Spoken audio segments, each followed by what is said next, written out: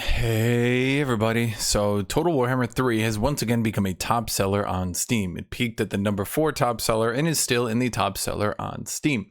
At either rate, a lot of you probably now own this game who are getting very confused. What are you being confused by? This content. You see all this content and you think to yourself, wow, even on sale, there are $176 of content for this game. That seems too much. Do I need all this content to enjoy the game? Will I need to purchase all this content? What is even in this content? Well, that's what this video is going to be about. I'm going to probably call this video Comprehensive Guide and Tier List to all the content in Total Warhammer 3. Why am I going to do that? Because there's a lot of information that people that have been playing this game series for a long time, there's a lot of information that people take for granted that everybody knows. I assure you, many people new to this game series do not really understand anything, and because of that, they're going to kind of need help. What I'm doing here is that help. So what I will be doing later on is I'll be going over a tier list of all the different content for this game. I'll be ranking them as required, much needed, average, not really needed, or forgettable. Now, what is in each little content pack? So if we go here and I click on the King and the Warlord, we can see we get 2 new legendary lords, 2 new generic lord types. They say additional lord types. I'm going to call them generic lord types. 6 all new battlefield units and 22 all new elite regiments of renown. 22 new elite regiments of renown. That sounds like a lot of content. Am I getting a lot of content from this pack? Well, not really. And let's go over some terms. Now, I have taken the time to try to write out a comprehensive guide on all the different terms, as well as some basic facts about the game, because there's lots of things that people say that don't make the most sense if you don't actually understand the game. So what does each DLC add? Each DLC, typically, each one of these little things in here, typically adds a legendary lord, most of the time 2, some units for that lord's race, potentially some heroes for that lord's race, potentially a generic lord type of that, for that race, and typically some regiments of renown of the unit types that it adds. Although it doesn't always add regiments of renown for that unit type. It could be for any unit type. It's just a general idea. So what is a race? A race would be things like dwarves, the Empire, High Elves, Vampire Counts, Vampire Coast. That would be a race. So then what is a faction? What DLC adds is a faction and then a legendary lord of that faction. So Belegar Ironhammer is a legendary lord leading Clan Angrund. The faction would be Clan Angrund, and Clan Angrund is in the Dwarves, the race. Does everybody get that? So if I buy, for example, Belegar Ironhammer's DLC, I will get units for the race that I can use in other factions within that race. So if I get units in the Belegar Ironhammer DLC, I could get Rangers, I think it is. And I can use Rangers in any dwarf faction. Let's move on here. Legendary lords are the main characters of a faction. They are the they're the person you start the game with. Lords lead armies, and legendary lords are much more powerful lords. Typically, they are much more powerful versions of generic lords, although they can be unique. Now, what I mean by that, and let's go back to the King and the Warlord, because this is kind of a good generic one to make a starter off of. Belegar Ironhammer is, generally speaking, a more powerful version of a dwarf lord. Now, dwarf lords are literally a lord called a dwarf lord. It does not get more generic than that. So there are other dwarf lords, but they aren't called the dwarf lord. Now, that actually is more confusing than I thought it was going to be. So there are dwarf runesmith lords, but the dwarf lord is just the most generic dwarf lord. Maybe I should have used a different one. Oh well, too late now. Anyway, Belegar Ironhammer has many of the same traits and abilities that a dwarf lord would have, but he is overall more powerful. He is a more powerful version. Now, not to say every legendary lord is generic. There are some that are just very different and wild and out there. We've got very large bloodthirsters. We've got giant dragon lords. Sorry, I should say legendary lords, but most of the time, I would say most of the time, a legendary lord is a more powerful version of a regular lord. Most DLC legendary lords will have powerful faction mechanics, making them much stronger on average, but not always than base game lords. So, for example, if you get the Ikit Claw DLC, Ikit Claw, a Skaven, will have access to Ikit Claw's workshop. Other Skaven will not have access to Ikit Claw's workshop. This makes Ikit Claw scale much better and generally be much more powerful than the regular Skaven factions. Some base game factions have been reworked over time and overshadow their DLC alternatives. So for example, if we look at the Empire, Karl Franz was one of the first legendary lords ever added into the Warhammer game. Karl Franz recently got reworked. Now, as anyone that plays any Warhammer titles, games, anything like that understands, generally speaking, what is the strongest thing? The strongest thing is whatever is newest. Since Karl Franz just got reworked, and they often will rework older factions, and they will rework older races, and they will rework older legendary lords, since Karl Franz just got a comprehensive rework, he is actually more powerful than many of the DLC factions in the Empire right now. So a general good rule of thumb, DLC factions are often more powerful than their non-DLC alternatives, but some generic non-DLC alternative lords, I should say legendary lords, are actually more powerful. Some DLC lords also have more difficult starts, which makes them stronger in the late game, but weaker over the average course of a campaign.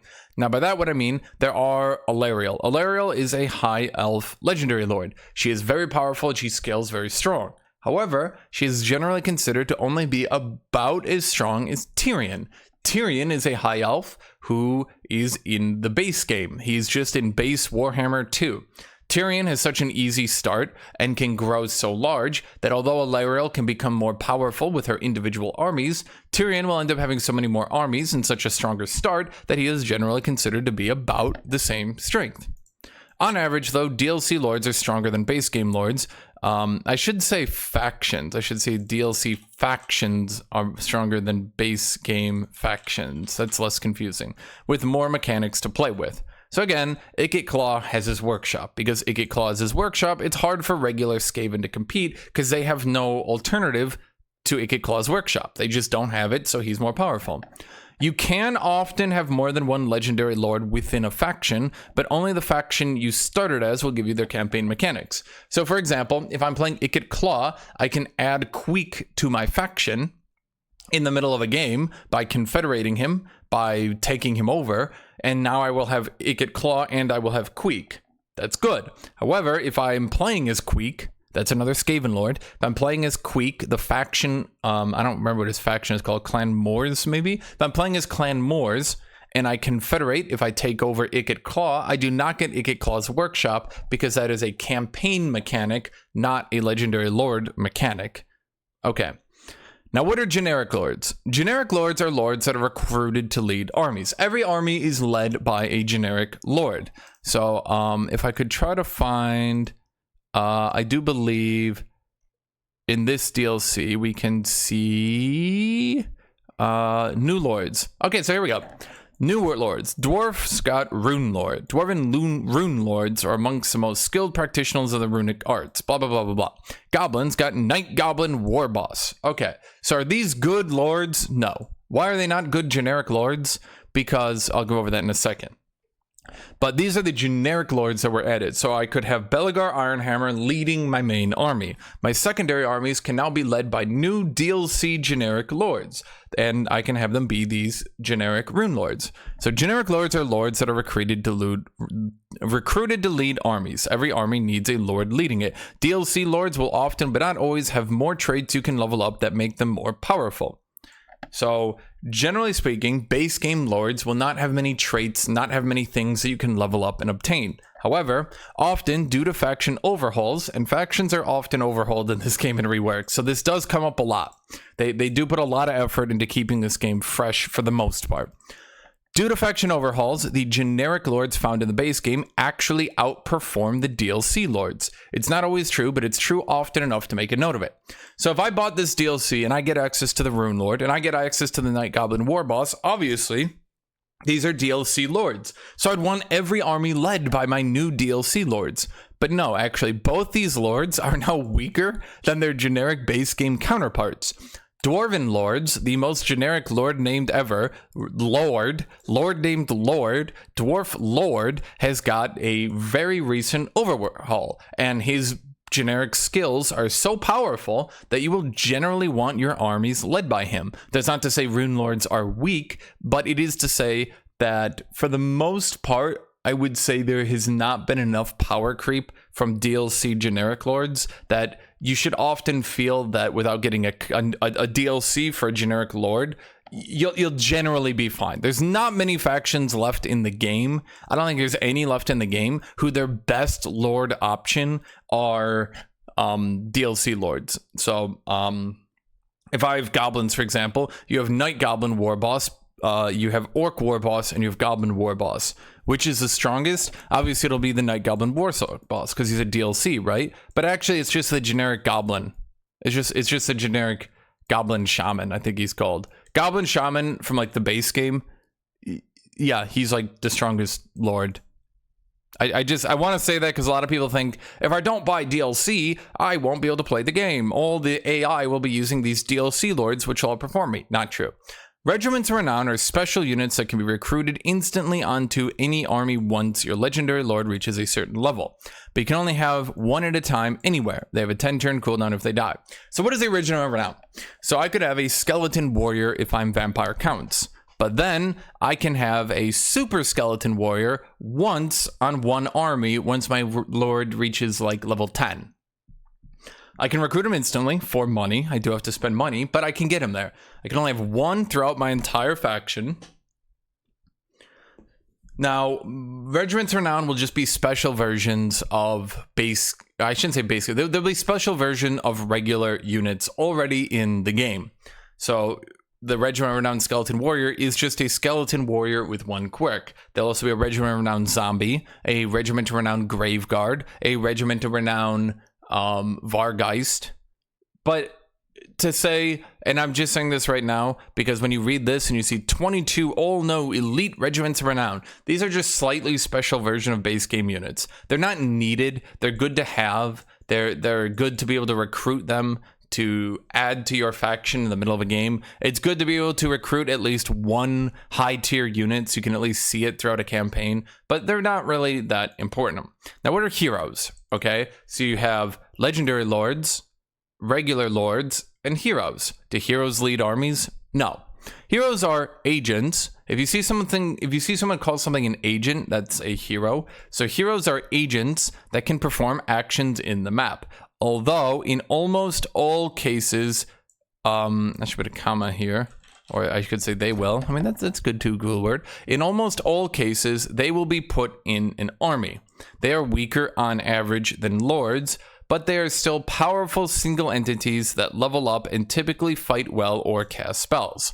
So if I was to look, let me find one here. If I were to look at the Shadow in the Blade, the Shadow in the Blade gives me access to the Master Hero.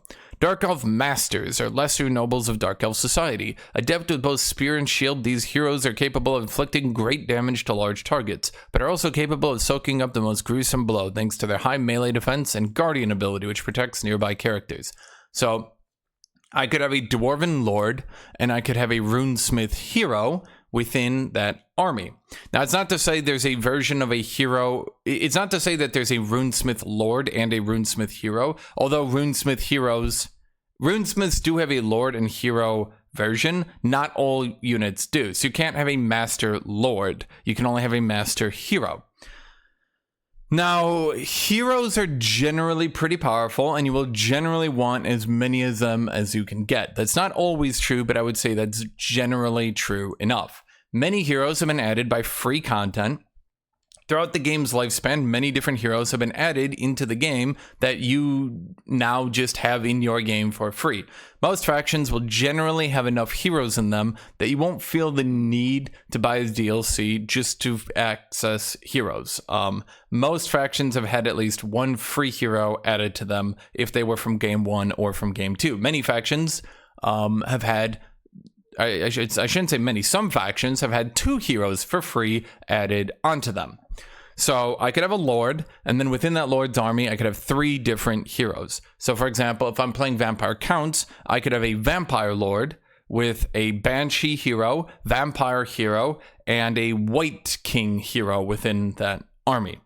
Heroes are generally weaker than Lords, not all the time, but like 95% of the time. Heroes are generally just going to be weaker than Lords, but you know, they'll generally add some sort of interesting buff to your army. So they are powerful single entities that typically fight well or cast spells. So I could get a hero as a master. The master has a spear and can kill really large enemies pretty easily. Some heroes will be spellcasters, and some also buff your army, and some army buffers might be weaker on their own. So, for example, the Skaven through the Ikit Claw DLC have access to a engineer hero. Now, that hero on his own is not really that powerful. He's basically weaker. He's basically a spellcaster who's decent at spellcasting, but not as good as maybe another faction spellcaster. But his whole shtick is he buffs your entire army, and he buffs it pretty good. DLC heroes tend to be significantly more interesting than base heroes and have much more interesting abilities and traits. Heroes haven't really been reworked that much over the game's history. Most of the generic heroes still in the game are quite boring. DLC heroes tend to be significantly more interesting with different traits, passives, abilities, army buffs, all this interesting stuff on them. But base game heroes tend to be quite boring. For example, the White King from the Vampire Counts is just a skeleton champion. And that's all he is. He's just a skeleton champion. Does he buff your army? No. Does he have any interesting passives? No. Does he do an aura effect? No. Does he do literally anything? No. He's just a giant skeleton champion who can fight and kill infantry pretty good. That's it. That's all he does. So, DLC heroes tend to be significantly more interesting than base game heroes. This one stands true. Although lords, often the base game lords outperform the DLC lords, base game heroes are quite boring and very rarely, for some reason, heroes, they almost always refuse to rework heroes. I don't know why, they just do. They will take the time to give the Dwarf Lord so many passives and traits and buffs that he now outperforms the DLC Lord, but for the hero, they just won't. So what are units then? Obviously, let's move on to units. Units are the members of your army. These are your spearmen, your archers, your cavalry, etc. Most base game units are less interesting in their function than their DLC alternatives, but it's no guarantee that a DLC unit has unique abilities or functions on them. For example, High Elves have High Elf Spearmen. That's a base game spearman. It is High Elf Spearman. It is a level 1 spearman. It is just a spearman. Most base game units will tend to be like that. You have Empire Swordsman. He has a sword and a shield. Dwarf Warrior. He has a sword. Well, actually, no, he's got a hammer and a shield. Actually, I think he has an axe and a shield. So on like that. Many DLC units will have weird, quirky functions or things like that, but it's not always guaranteed. Often DLC units are just higher tier versions of base game units. Because of how the game functions, most high-tier DLC units won't see usage in an average campaign and tend to be disregarded as needed. Now, I'm going to explain these two statements here real quick. So I go into Shadows of Change. One of the big things that the Tzeentch faction was added, one of the big things that they got was, let's see here. We got, where is... here we are. We got the Mutalith Vortex Beast for Tzeentch. Ooh, a horrific fusion of monster and magic. The Mutalith... I need a Mutalith Vortex Beast. You guys know I bought this DLC on launch. I have never, and I mean never, actually seen it in game. Not even once, which is crazy. So here's a Mutalith Vortex Beast. Why do I never see this unit? Because this is a tier 5 unit. This is a late game unit. For those of you who don't understand, it's pretty hard to get a tier 5 unit in game in any reasonable time. So generally what happens, and let me use this here real quick. This is my starting province. And I start here and I start leveling this area up. But after I conquer it, I move on to the next one. And then I move on to the next one. And then I move on to the next one. Now this area gets tier 5 and can start producing Mutalith Vortex Beasts. But this area is now the front line and is only tier 1, 2, or 3. Do I send my army back to get the Mutalith Vortex Beast? No. Barely anyone does that.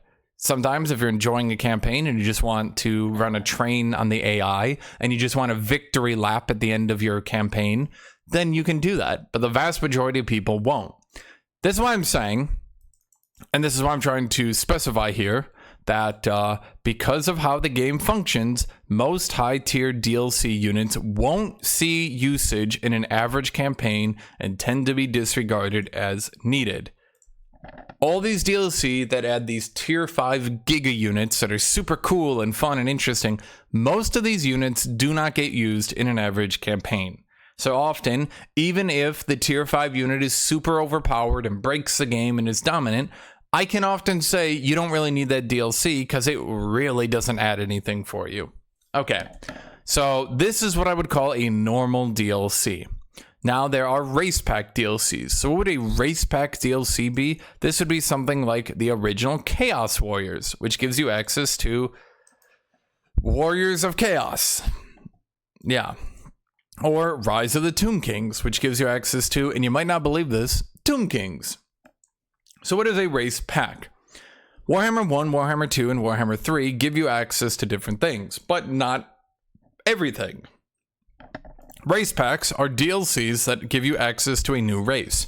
This can be Tomb Kings, Chaos Dwarfs, etc. They, most of the time, give you access to 100% of the features of that race. These will often, but not always, be powerful legendary lords with powerful racial mechanics. The downside is since they rarely add anything new to these faction packs, they will often, but not always, be power creeped as hell and feel very outdated to play. So why did I say this about race packs? Here's the problem with race packs. Once Tomb Kings are added into the game, they tend to not add anything new for Tomb Kings. Tomb Kings were added pretty early on in the game's history. As you can see, they're all the way down here. Norsca was added very recently. Because of this, they have never gotten a rework. They've never gotten more DLC. They've never gotten any reason to ever go back and play these factions. They are completely power creeped out. Now, Norsca is not terrible because of some changes that happened to the game, but they can start feeling like a limited roster. Most of their heroes can start feeling pretty boring and generic. Most of their legendary lords can start feeling pretty boring. The faction mechanics might have been copied into different factions, might have been copied into other factions who also had other things going on. So for example, Tomb Kings can do crafting. That's cool. You can craft cool Tomb King. Well, Dwarves can do that now too. And in addition to crafting, Dwarves also now have their grudge mechanic. But also dwarves have better crafting. So dwarves have the entire crafting mechanic of Tomb Kings better, and other mechanics also going on. And Tomb Kings are power creeped as hell. So as a general rule of thumb, I would actually say if a unit is in a race pack, if a faction is in a race pack, if a race is in a race pack, I would generally, and I know this is probably going to upset a lot of people, I would generally disregard them. And unless you really love that race, I would probably not play it. Now, some races have received rework despite being in race packs, and I'll go over that in the future. So then what are Warhammer 1, Warhammer 2, and Warhammer 3? Okay, so I actually went and got a frequently asked question on this, because my answer was kind of actually wrong, so just disregard it. So, Warhammer 1. Total War Warhammer base game. This gives you access to, and I'll probably link this in the comments, it gives you access to all these factions of the dwarf race.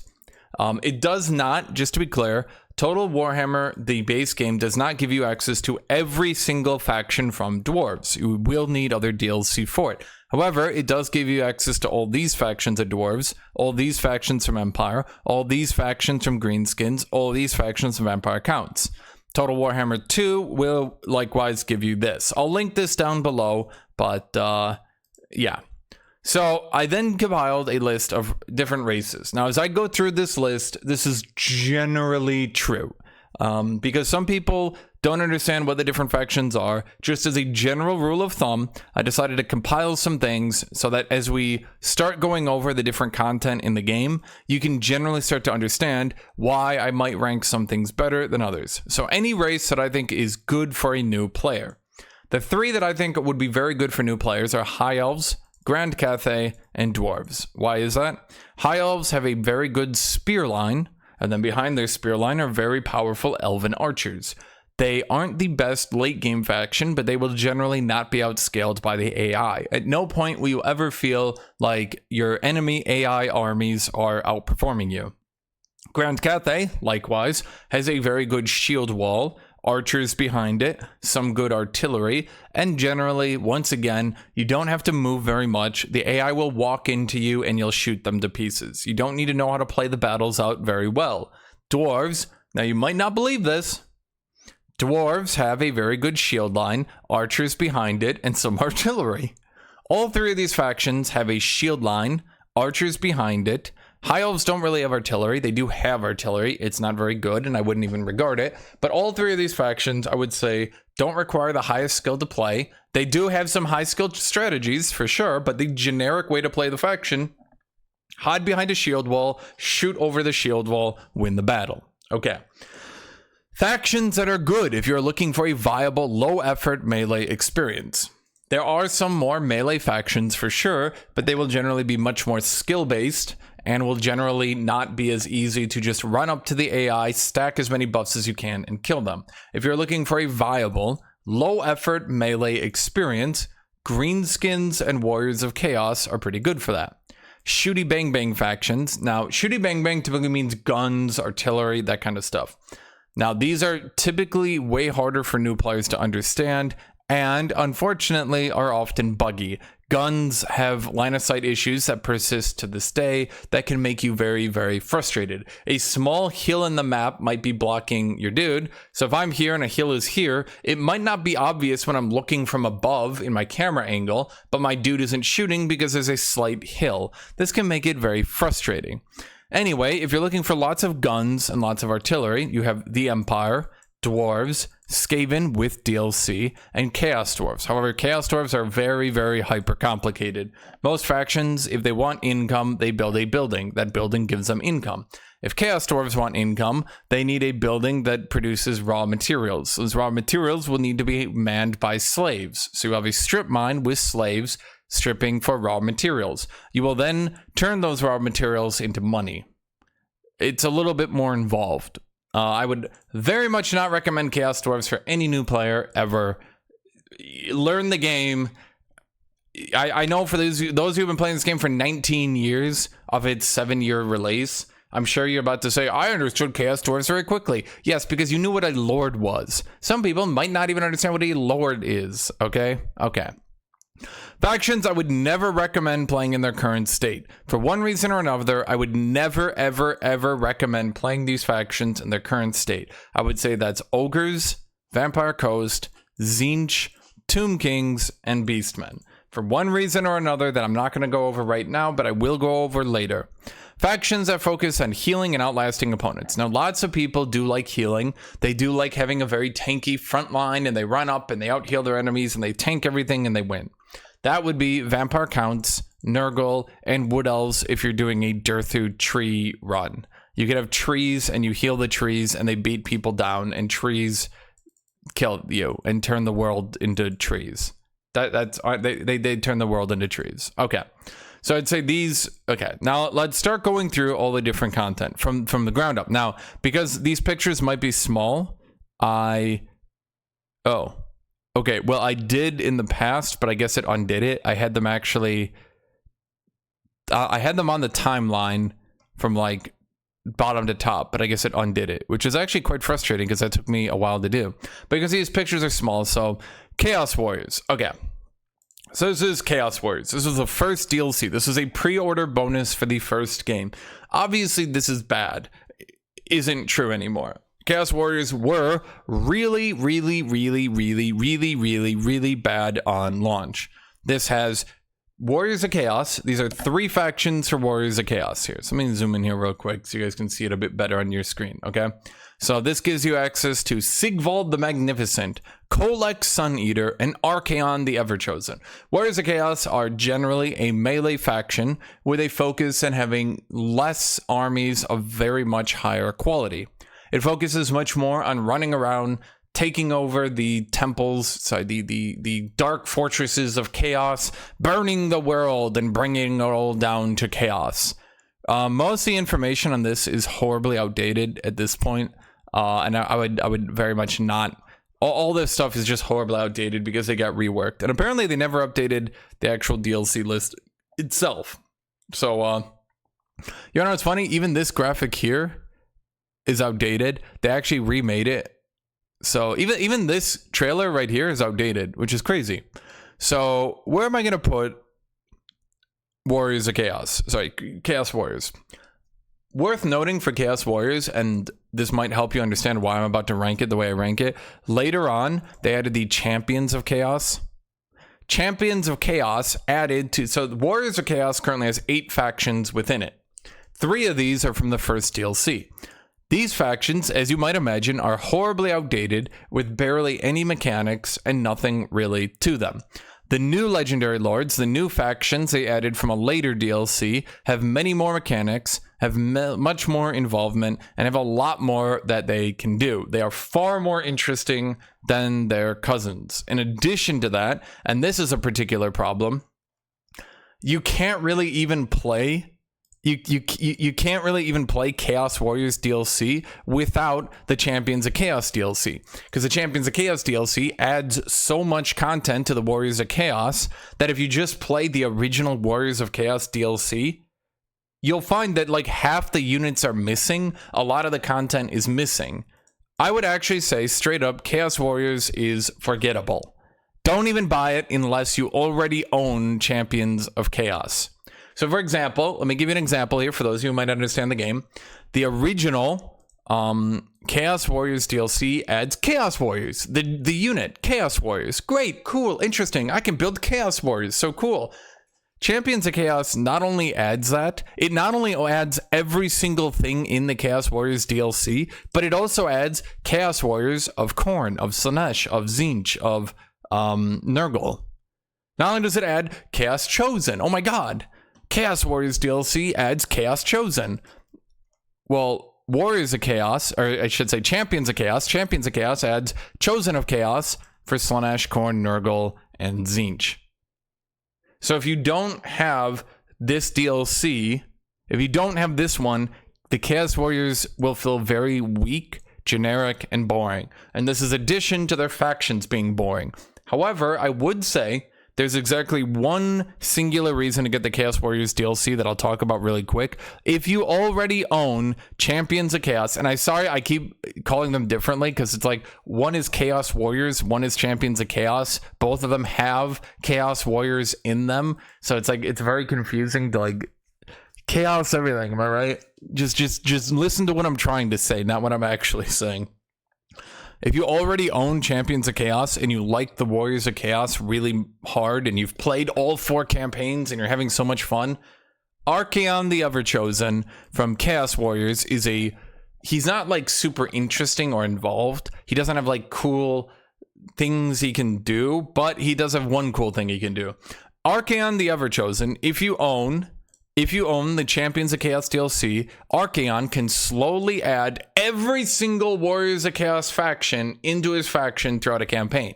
So you can end up having all 8 legendary lords in his faction by the end of the campaign. So if you own Champions of Chaos, then Chaos Warriors is probably, I'm not going to call it much needed, but it's probably average, like as an addition. But if you do not already own Champions of Chaos, do not get Chaos Warriors. Okay, that's all I wanted to say. The next one up, we have Call of the Beastmen. How good is Call of the... No, I mean, I already told you. Forgettable. Here's the problem with Call of the Beastmen. You're going to notice this happened again, by the way. See, Call of the Beastmen sucked and everyone hated it. It was hated for so long. No one bought this and no one wanted to play it. It was really, really, really, really bad. So they eventually added a second DLC to Beastmen to add many more units and to try to flesh out the faction really hard. So we have new Beastmen units. The Doom Bull Lord. Now Beastmen have a lord that's actually good. A War Gore hero. So now they have heroes that are actually good. The Tuskcore Chariot. Now Beastmen who focus on chariots actually have a chariot that's good. The Gorgon, a late game Giga unit. The Jabberslythe, and another late game Giga unit. Now Beastmen are unique. I'm not going to explain why, but they can actually access their late game Giga units in a normal campaign. Here's the problem. Without the Silence and the Fury, the Beastmen DLC feels very bad. Almost all the lords in it feel very dated and boring. However, some of them actually do feel decent if you have this DLC. Here's the problem. Without the Silence and the Fury, the Beastmen DLC is terrible. You know, it just occurred to me. It just occurred to me, I already have all these brought up, and that's what this entire tab was about. So, I don't need to keep clicking back and forth. I already did all the work for me. I then just forgot I did all the work. So Call of the Beastmen is just bad. You can even see, like, look at this animation quality. Like, it's so outdated. It's so old. You can see they even use the old map from Warhammer 1. In fact, no, that's right. They had their own campaign that you had to play. Oh, wow. And no one played it because it was so boring. So here's the thing, and I do mention this again. If you get the Silence and the Fury, you already get all the generic Beastman units for Taurox anyway. So if you own Silence and the Fury, you can only play Taurox, but he's the strongest lord. He might be too overpowered. You might get bored. Doesn't matter. New players won't notice. Taurox has every single Beastman unit under his campaign. Now, if you already own the Silence and the Fury, and you love the Beastman playstyle for one reason or another, I would say that this one is much needed, because you're going to go from having one legendary lord to having 4 legendary lords of Beastmen. So instead of one faction, you'll have 4. So you can enjoy your campaign 4 different ways instead of just one different way. However, if you don't own the Silence and the Fury, this is totally forgettable. Do not buy it. It's really bad. Okay, let's move on to the Grim in the Grave. So the Grim in the Grave is one of the first DLCs they added into the game. As you might imagine, this is going to become a recurring thing. It actually is kind of important. Why is it so important? Okay, here's the problem. When the game launched, Vampire Counts didn't have a very good roster. They still don't, unfortunately, have a very good roster. It was very boring. It was very generic. It didn't have a lot of high-tier units. It got outscaled really easily, and it just was very, very, very, very bland. This pack adds some units. The units that it adds to the Empire aren't really needed, I don't think. Oh god, what units did it even add? It added the Arch-Lector Lord. He's terrible. The new Empire General got you might hear this a lot. The new Empire General got a rework, and he is much stronger than the Arch-Lector now. Yes, the generic Lord is now more powerful than the DLC Lord. This is going to become a recurring thing.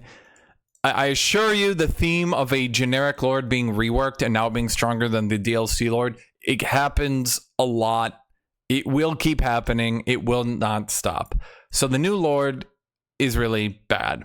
The Strigoi Ghoul King is bad. He was never actually better than the Vampire Lord. He's not actually bad. I would say that. He's not actually bad. He's just kind of a weird alternative. Instead of a Vampire Lord with armor and a shield, he is a more damaging vampire with no armor or shield. It's not really that big a difference. He does more damage but has less armor. And that's it. Other than that, he's exactly like a regular vampire lord. Instead of riding a dragon late game, he rides a wyvern late game. Totally different, guys. Totally different. Completely 100% different, I assure you. But let's get to why this DLC is going to be so required going forwards, okay? Here's the problem. Corpse carts are extremely important to undead, at the very least for the early game. I shouldn't say like extremely important, but they're pretty important. They buff all your lower level undead. They AoE buff everyone around them. They give you things to do in the battle other than just move up waves of undead in a really boring way. Yeah, so it buffs all your people next to them.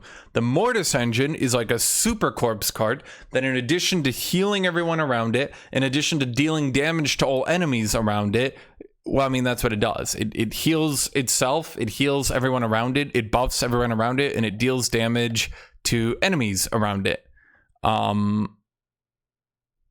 Yeah, this is, if you're trying to play an undead army, if you're trying to play a frontline undead. Now, frontline undead isn't too viable these days, but it is still probably viable in single player. In multiplayer, it's pretty much a dead concept. No one can play frontline undead. They just got power creeped off the face of the earth, unfortunately. But if you are trying to play frontline undead in single player, you basically need the Mortis engine. Without this, your undead, they're good, but they're going to get outscaled and they're going to get outperformed pretty quickly. So between the Mortis engine for late game buffing your front line and the Corpse Cart for early game buffing your front line, the undead, unfortunately, they're not fun. They're not fun without these two units, and they're definitely not powerful without these two units. Now, I will say this, Blood Knights were added into the game. This is a non-DLC unit. So I just want to add this here because some people might be new to the game and you might be thinking, oh my god, they make you pay to finish a faction. They did go back and they did add Blood Knights. Now, Blood Knights are a very high damage, very mobile, very high-end Giga Vampire Cavalry unit. Now, this was added for free into the game. This was added for free. Every Vampire player just got this for free. If you don't want to play Vampire Frontline, and if you just want to use big monsters, if you want to just use Terrorgeists, and you just want to use Cryptors, and then you want to use Blood Knights to support them, you do not need to do a Vampire Frontline. In that case, you would not need this DLC, not really, at all. But I would say this DLC really fleshes out vampire counts to have a viable frontline strategy. But it did eventually get power creep, but it's still perfectly fine. But at either rate, you can play vampires without it. I just want to say that because I know some people might mention something about it. So what does it add to the Empire side? Because it adds an Empire Legendary Lord and it adds a Vampire Counts Legendary Lord. So how powerful are each of them? Okay, so here's the other thing. Helman Gorsht got reworked as well. He released and was a quite boring generic lord. Now he's very interesting. He giga buffs zombies really hard. His zombies get really hard buffs, and this DLC adds the units, the Mortis Engine and the Corpse Cart, that allows his zombies to perform really good and win the frontline battles. So this DLC adds a legendary lord that focuses on playing frontline zombies, playing frontline undead, and gives you the units you need to do that. So Helman Gorsht is a quite powerful lord still, because he got reworked. I think he's one of the only DLC lords who ever got completely reworked. I shouldn't say completely, but he did get buffed really hard after launch. So Helman Gorsht, very powerful lord, very powerful units, okay? The units added for Empire, Free Company Militia were added. They're okay. They're not bad, but they're not really that good. They're a swordsman with a pistol instead of a shield, which is a fine concept in theory, but in the reality, it's really hard to use skirmish infantry that often aren't faster than the units they're trying to skirmish. Other skirmish infantry will completely wreck them and dominate the floor. So if you try to use Free Company Militia, for example, to fight Lizardmen, or if you're trying to fight Dark Elves, or if you're trying to fight Skaven, they will get completely mopped up. They can fight stuff like maybe Tomb Kings, who are very slow, and sometimes they can skirmish against zombies by shooting and running away. But that's about it. They're just not a very powerful unit. Flagellants are not very powerful either. These are early game damage infantry for Empire. As you might imagine, as I've described Empire as a gunpowder faction, an unarmored melee unit. Look how pixely this video is. Oh my god. An unarmored melee unit that tries to focus on damage is not good. Not only can it not really do that much damage, but it just gets mopped up. I don't really know a faction that you could use flagellants into. If you try to use them into Bretonnia, you'll get run down by cavalry. If you try to use them into orcs, you'll just get destroyed by orcs. If you try to use them into wood elves, you'll either get shot down or a bunch of trees are going to eat them for dinner. If you try to use them into undead, they're just going to get ran down to pieces. They're just not a good unit. Knights of the Blazing Sun will start a recurring trend of Empire of adding very niche cavalry that everybody forgets about because they added another generic niche cavalry that does its job better. So Knights of the Blazing Sun are yet another shock cavalry. Now shock cavalry means they focus on charging into enemy lines, then backing out, then charging again, then backing out, then charging again. They don't focus on staying on the front line. The problem is I just described like 5 different Empire cavalry units. There are a lot of them, and every new one just makes the older ones worse. Then it adds a bunch of Regiments of Renown. Okay, so what am I going to call this? I'm going to call this a much needed DLC. Why am I going to call this much needed? Because, first off, I need to find it. Where is this guy? Because for Vampire Counts, this is a very, very powerful DLC that adds up a lot of play styles. It makes your early game significantly more fun to play. It makes your late game more fun to play. It adds a very powerful legendary lord into the game. For Empire, it doesn't do much. This is a very forgettable DLC for Empire. If you're a completionist and you want every single Empire unit, then it's fine. But I'm gonna be real with you. This is just not... I mean, you probably want it just so you can get the Regiments of Renown, because these Regiments of Renown are quite good. To be able to recruit Regiments of Renown in the middle of the game is a quite good thing, right? But truth be told, this is just not... if this was good for Empire, I would say it's required, but it's not good for Empire. It's only good for Vampire counts, so I would list this in much needed, but nothing more than that. So then this brings us to the King and the Warlord. Okay. This DLC doesn't do a lot. Let me just be clear on that one. There's another very early DLC. Belegar Ironhammer is... let me... And by the way, let me just double down here in case I didn't go over it well enough. Here's another problem that you probably have suspected. All the other Empire Lords got reworked. So Volkmar, despite being potentially more interesting at release, is now significantly less interesting than almost all other Empire Legendary Lords, other than the other one added in a DLC. So he's less interesting than the Lords you started the game with. His campaign is also not that interesting either. So just on the Empire side, this DLC is totally forgettable. Okay, so we have Belegar Ironhammer. Now this guy got a slight rework. He does some cool stuff. Here's the problem. His campaign is quite hard. He starts in a very unfavorable position. He starts with a huge debuff. If you want to play Dwarves and you want to play a like hard mode Dwarf, this is your guy. He's basically the hard mode Dwarf. Now, they were experimenting with harder campaigns when they released him.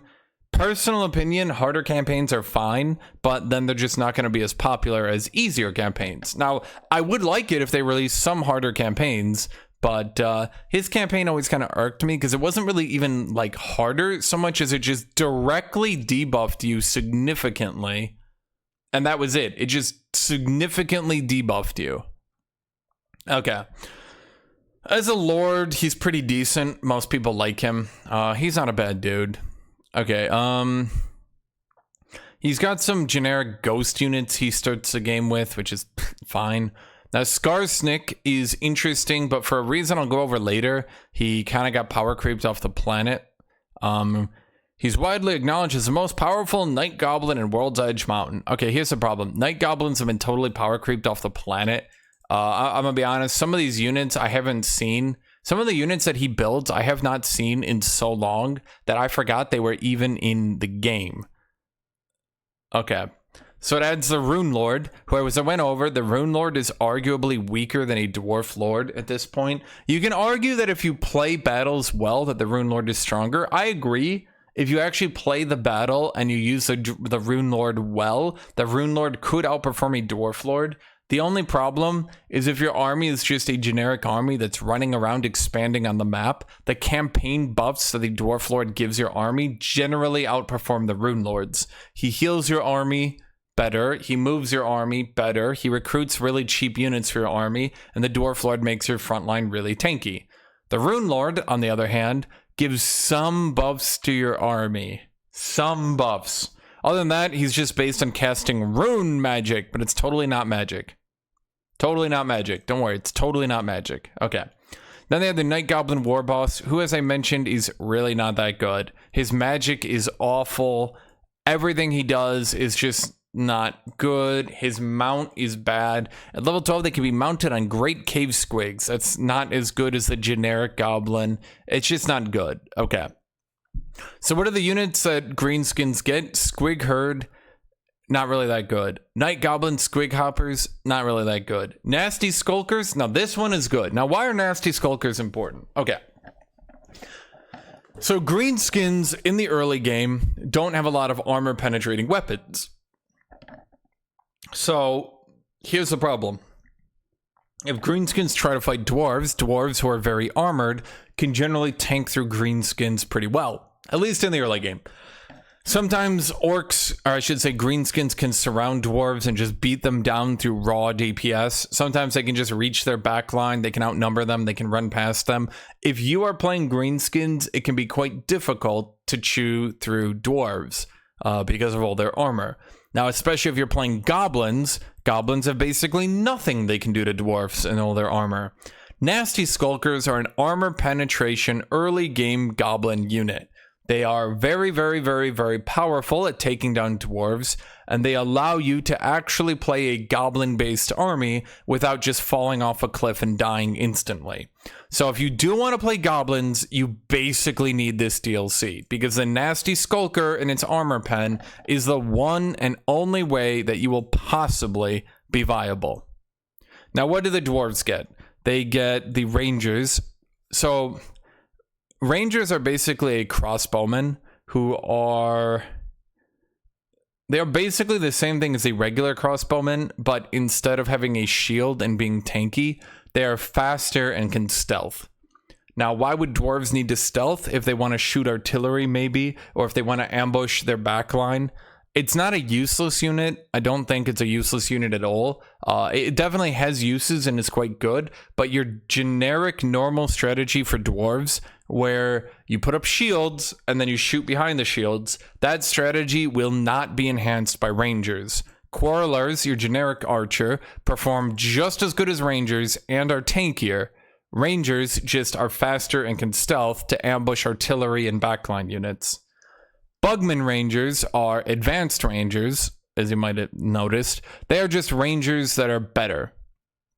That's it. They're just straight up better than Rangers. They're higher tier. They heal so they can hit and run a little bit better. Other than that, they're still Rangers. In your generic frontline, backline playstyle, Bugman Rangers don't really add anything to you. Bolt Throwers are an artillery unit. They're a giant crossbow, a ballista, if you will. Generally speaking, I would say it's not really needed or even that good. The problem is artillery that tries to kill large units tends to be bad because they will often miss the large unit really hard.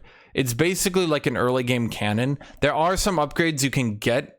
I'm not going to go into it too much. Dwarves can potentially make bolt throwers homing, but not that many. And even then, it's kind of It's really only useful against the AI, and if the AI tries to focus your artillery, which they often will, it just won't do that much. I'm gonna be honest to you, whether or not you use a bolt thrower really doesn't matter that much. Getting an extra quarreler who doesn't just get instantly rammed by artillery will probably do better anyway. Bolt throwers are fine. Like if you need an early game unit that can take out some giants or something, they're fine. But most of the time, another quarreler will do just as good anyway. From less range, but they'll be significantly tankier. A new unique building chain. Oh, it just adds to that stuff. New dwarf building chain. That's just to get the ranger. These are technologies for, you guessed it, the rangers. And then just some regiments of renown. Once again, if you play dwarves who play orcs, it's always good to have more regiments of renown, because they just fill up your army. They let you potentially get some interesting units. But other than that, I would say, here's my problem. This DLC, unless you want to specifically play these factions with these legendary lords, it's really not that important. I would say it's average. Like, it's not bad. Actually, I would say it's not really needed. I mean, that's my exact words, right? It's just not really needed. I would say King and the Warlord is just not really needed. Okay, so now we got Realm of the Wood Elves. Is this DLC good?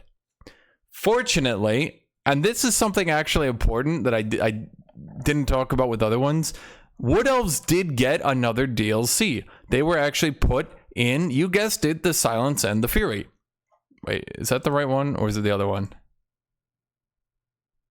No, I think it was Twisted in the Twilight. Never mind. They were in the Twisted and the Twilight. Disregard what I said, but pay attention to what I said. Okay, so they were in the Twisted and the Twilight, where they added the Sisters of Twilight. Once again, you had 2 legendary lords in Wood Elves baseline, and a 3rd was added by DLC. Awesome, you say. Amazing. So is the 3rd legendary lord just straight better? Kind of, but also here's the thing. With the Beastmen, they barely reworked the original 3 Beastmen. They barely reworked them, and most of them are kind of boring and generic and not really they're not really worth looking at, and it's not really that important, okay? But here's the thing.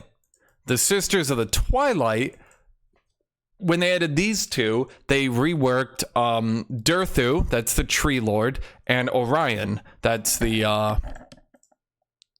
well, I mean, I'll just show you right here. So Durthu is...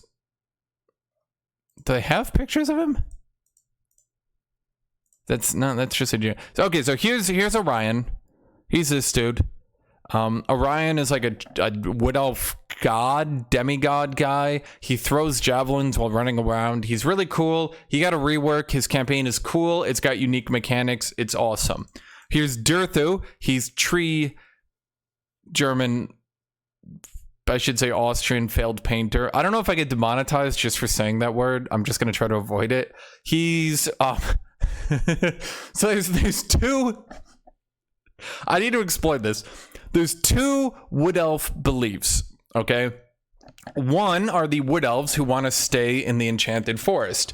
Two are the evil tree spirits who want to murder everyone in the world. Durthu is a centrist. He says, guys, we can't let all the wood elves stay, and we can't murder everyone in the world. As a middle ground, let's murder half the people in the world. And everyone goes, yay, Durthu, what a centrist. So Durthu, he has a giant sword and is also a giant tree, and he got reworked, and he can giga buff his tree units. He can put more gold into them to give them permanent buffs each unit. It's really cool stuff. His campaign is cool. So I would actually say Realm of the Wood Elves, because it's adding the Wood Elves, but you're not getting every Wood Elf unit. To get every Wood Elf unit, you will still need this DLC. Twisted in the Twilight adds the rest of the Wood Elf units. So if you want the full Wood Elf experience, you'll need both DLCs. However, this is why I'm going to say that this is a good DLC, and why, even as a race pack, I'm going to call it. Most race packs I'm going to rate poorly, but this one I'm going to say is good. When they added the Realm of the Wood Elves, not only did they rework the original 2 Legendary Lords, they then added for free a 3rd Legendary Lord for the Wood Elves. That's right, for free. So if you own either Wood Elf DLC, you now get Drisha for free. Now, what is Drisha? Drisha is, of course, the evil tree spirit who believes in murdering everyone. She is completely evil, and she can summon lots of evil forest spirits, evil bears, evil wolves. She's pretty cool. She's got her own roster. It's called like the forest spirit roster. It was added to other factions eventually, but when it was added to her, she was the only one with it. She has evil bears, evil polar bears, evil bats, evil wolves. So she was added totally for free. So Realm of the Wood Elves, I'm going to call an average DLC. If you like Wood Elves, it's totally fine. Now, what units are you missing if you don't get the Sisters, the Twilight and the Twisted DLC? What units are you missing? Ariel, who's a legendary hero. A legendary hero is a hero that is very much more powerful, and you can only get one of it. So she is basically a giga spellcaster who can melee. You can only have one of her at a time. She's obviously named. You can't get her without this DLC. You can't get the Spellweaver, that is a spellcaster lord who can be recruited to wield the lords of blah, blah, blah, blah, blah. I'll be honest, I don't think I've ever really used them. The generic tree lords are still better, because what can you get? You can either get a elf who knows magic or a giant tree who knows magic. Now, the giant tree has the advantage of being a giant tree. He is a giant tree. He casts spells, and he's hard to kill because he's a giant tree. The Spellweaver is just an elf. You get the Zotes. These ones are very questionable. You get the Great Stag Knights. They're fine. And you get the Blade Singers. They're basically war dancers, but better. Here's the problem. When you think Wood Elves, do you think melee? No. In addition, Blade Singers were originally a very high-cost, elite, giga-damage melee unit. they have since been power creeped and are not really that good anymore. So the problem is you're now paying a shitload of gold for a melee unit in a ranged faction who's really not that good at melee. I mean, they're okay at melee. They're not bad. It just, like, when Blade Singers came out, they were beating down Chosen of Chaos. Now, they're going even with some Chaos Warriors while being twice the cost. So, this DLC, in all honesty, not really needed if you want to play Wood Elves. So, once again, Wood Elves coming up winning right now. Very, very cool faction. Norsca. Okay. Norsca added a lot of unique units to Norsca. These are basically Chaos Warriors. This is Warriors of Chaos, except not. And it did add Throg, and it added Wulfric. Can I find Wulfric? Here's Wulfric. So this is your Viking DLC. So what do we have in this DLC? We have War Mammoths. We have Viking Warriors. We have werewolves. We have kind of like lizard people. We have trolls. We have frost dragons, or I think they might be called frost worms now. Is it a good DLC? It's fine. It adds Norsca. So compared to other race packs, you only get 2 legendary lords. The race, it's fine because they giga buff them in game 3, but they're not really, like, they don't have that many different unit types. They don't really have that much more they can do. They're fine. Like, they're not bad. Their roster is okay. I don't really enjoy their campaigns because they play in the frozen north where provinces are really far from each other and it's kind of annoying to play. Their roster also feels a bit outdated. They kept it power crept, I guess let's put it that way. They did give pretty large buffs to their units in game 3. So if you do use the Marauder Champions can scale very good. They can become very powerful. Marauder Champions with great weapons are still pretty bad though. So I don't really have like a late game damage unit. They've got a late game frontline unit with a shield and he's pretty good. But if you're looking for damage, you have to kind of drop the Viking aesthetic and start going for more like mammoths, frostworms, trolls, stuff like that. It's fine, but it's a little bit outdated. And again, you only get 2 legendary lords. So the other thing is they play in the same area. So if you like Throg, you're pretty much playing the same campaign as Wulfric. Not literally the same campaign, but they feel very similar. If you want a giant troll, he's the only troll lord. So again, if you want to play a troll, he's the only troll lord in the game. So you're just going to end up having to play Throg. Okay, so what's up next? Actually, I suppose I should rank Norsca. Norsca, we're gonna rank you. Unfortunately, not really needed. It's fine. It's better than these 2 because it actually has a coherent campaign that makes sense still. Chaos Warriors does have a coherent campaign after its rework, but it feels very unfinished without a second DLC. Norsca only needs 1 DLC. Not really needed though, so you can totally get on with your life without it. Okay, this brings us to the Rise of the Tomb Kings. You might notice what I'm going to say too. Let's just put them here right now, and then I'll explain it. Why are the Rise of the Tomb Kings so bad? They are a very, very, very horrifically weak faction. Some people seem to think they're strong. They are not. They are a contender for the weakest faction in the game right now. As you see through this art, and as you see with what we're seeing here, their whole shtick at launch was they had lots of big creatures they could summon. And all their units were free. It just took them a long time to get to them. Let me explain the multiple problems now going on with Tomb Kings. Okay. 1, having free units is really not that important anymore. Most factions' economies are strong enough that by mid to late game, you're going to be able to easily support 10 plus armies of good quality just by normal expansion. Tomb Kings can get multiple free armies, but they can only get a limited number of free armies. This makes them kind of boring to play because you can't be freeform. You can't use lower tier, more efficient units. You can't use less armies of high tier, less efficient units. All you can do is use the amount of armies you are allowed to have at any given point in time. They feel very cookie cutter, I guess is the right way to put it. They feel very much like there's not a whole lot you can do to differentiate yourself from other people also playing the faction, and most importantly, they are very, very, very power creeped. Most of their high-end units do not stay up to par with what other people can do. So for example, they can get very large units, but their large units are not really any better than anyone else's large units, and in many ways are actually weaker. So you can see here, their entire shtick here is that, oh wow, look at all these big units I can get. But they're so power creeped that if you try to use, for example, your Necro Sphinx, you stand a good chance of just getting destroyed. They do have chariots, and the chariots are cool, but all their chariots are low tier. So even their low tier chariots will get outscaled very, very quickly. They have other units. They have some cool stuff. You can see these big units over here, but they're all power creeped.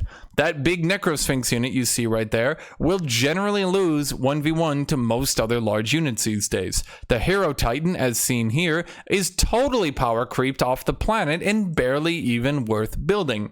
They are supposed to be a very long-range faction. They're supposed to be very slow, but very long-ranged. Here's the other problem. Their range has been power creeped off the planet. In absolutely no world can Tomb Kings ever play at range against other good ranged factions now. They will get blown to pieces. They will get disassembled by Empire. They will get shit on by Skaven. They can't even compete with Cathay. Grand Cathay, the Chinese faction, took their role and does it better now. So, Tomb Kings, totally forgettable. I would just not even look at them until they potentially rework them. They need very large buffs. They need campaign changes. Even if they were strong, they would still feel very boring to play because you only have one army for 16 turns. They are boring, forgettable, and most importantly, boring. This brings us to the Queen and the Crone. Okay. So this is our first DLC for Wood Elves, or sorry, not for Wood Elves, for High Elves and for Dark Elves. So what do we have for High Elves and Dark Elves? 2 new legendary heroes. A new hero for High Elves, new hero for Dark Elves, new bad. Okay. So what's in this DLC? We have Alariel the Radiant. She's a High Elf who is mostly, she's not as good early game as other ones, but she's pretty good late game. She buffs really good units. Her campaign's pretty much just Tyrion's campaign, but she starts a little bit further to the north, not really bringing you a new campaign experience. Crone Hellebrand brings some new campaign mechanics into the game, but overall doesn't really change that much. She starts where all the other Dark Elves start, so she's not really fundamentally changing anything into the game. So, what units does the DLC add? Does it add stuff that the Dark Elves and the High Elves need? Let's look here. So it brings a Charybdis. I don't even know how to pronounce it. This is a very large monster that kills other large monsters. As you might imagine, the Tomb Kings already on the next DLC after the Tomb Kings were already being power creeped. The Tomb Kings have a very big unit that kills other big units. And now the Dark Elves do too, and theirs is better. Wait a minute, what? So, yeah. Now, this is important right here. High Elves get a unit called the Sisters of Avalorn. As you might imagine, High Elves are the Archer faction. Well, they're one of the Archer factions. It's High Elves and Wood Elves are the Archer factions, okay? Now, do their elves scale into late game? No, unfortunately, they do not. Their archers eventually start to fall off, and their archers will eventually no longer be able to keep up with other long-range factions, with other things long-range factions can do. Introducing the Sisters of Avalorn. These are a high-tier archer unit. They are a magical archer, so they can bypass physical resist, and they have armor penetration, so they can bypass armor. They're also very tanky in melee and hard to kill. What is their downside? Power creep? I mean, that's about it. Their only downside is power creep. So there are some other ranged units now that can outrange them and fight them, but even then, if you don't play High Elves, if you're trying to play High Elves without Sisters of Avalorn, you might start getting frustrated into the late game as you just don't feel like you scale that much. The Charybdis is it's like an okay unit. It's just kind of forgettable. Dark Elves don't exactly suffer having ways to take out large enemies. Dark Elves tend to be much lower range, but they use mechanical weaponry, crossbows, things like that. Their crossbows are less range, but do massively more damage, so they can generally mulch large units very easily. So anti-large, it's like okay, but it's not really needed for their roster. Sisters of Avalorn are a quite good unit, but Charybdis, Shadow Warriors are a stealthy melee unit for High Elves. Unfortunately, because High Elves tend to be archers behind spears, much like the Dwarven Ranger, this sort of fills a role that they don't need. It's fine. I wouldn't say it's a bad unit, but you need to micro it. It's kind of... It's not exactly what they needed in their roster. It's a good side unit, and it diversifies their roster. Let's put it that way. It's a good side unit. It diversifies their roster, but yeah. Sisters of Slaughter are just their very, very, very, very, very, very, very, very high damage Dark Elf melee unit. And if they are losing the melee combat, they then get a boost to their ability to do damage. So let's say the Sisters of Slaughter are getting 2v1'd, then they will do significantly more damage, and they might still lose the combat, but they'll get 2v1'd and take down one of them with them. Okay, Doomfire Warlocks are Dark Elf Cavalry that can cast some spells. From what I can tell, they're just not very good. They get a new hero for the High Elves. From what I understand, they're okay, but they're not really that amazing. They're okay. They give some faction buffs. They're fine. And then, once again, we get a Sorceress Supreme. Sorry, Supreme Sorceress. This is a Dark Elf Lord that casts spells. Now, every army will generally want a spellcaster, but you will often not have enough spellcasters for every army. So having your army be led by a spellcaster is something you can do that's quite good. And you can see here, they have many mounts, including a black dragon. So a spellcaster on a dragon tends to be hard to kill and flies around and is tanky and still casts spells. So the Supreme Sorceress, this is one of the only lords that have ever been added into the game that has actually kept track with power creep on the generic lords. And I would say the Supreme Sorceress is still a pretty good lord option for Dark Elves. Then some Regiments of Renown. Okay, so all in all, how would I describe this DLC? I would say that this is a...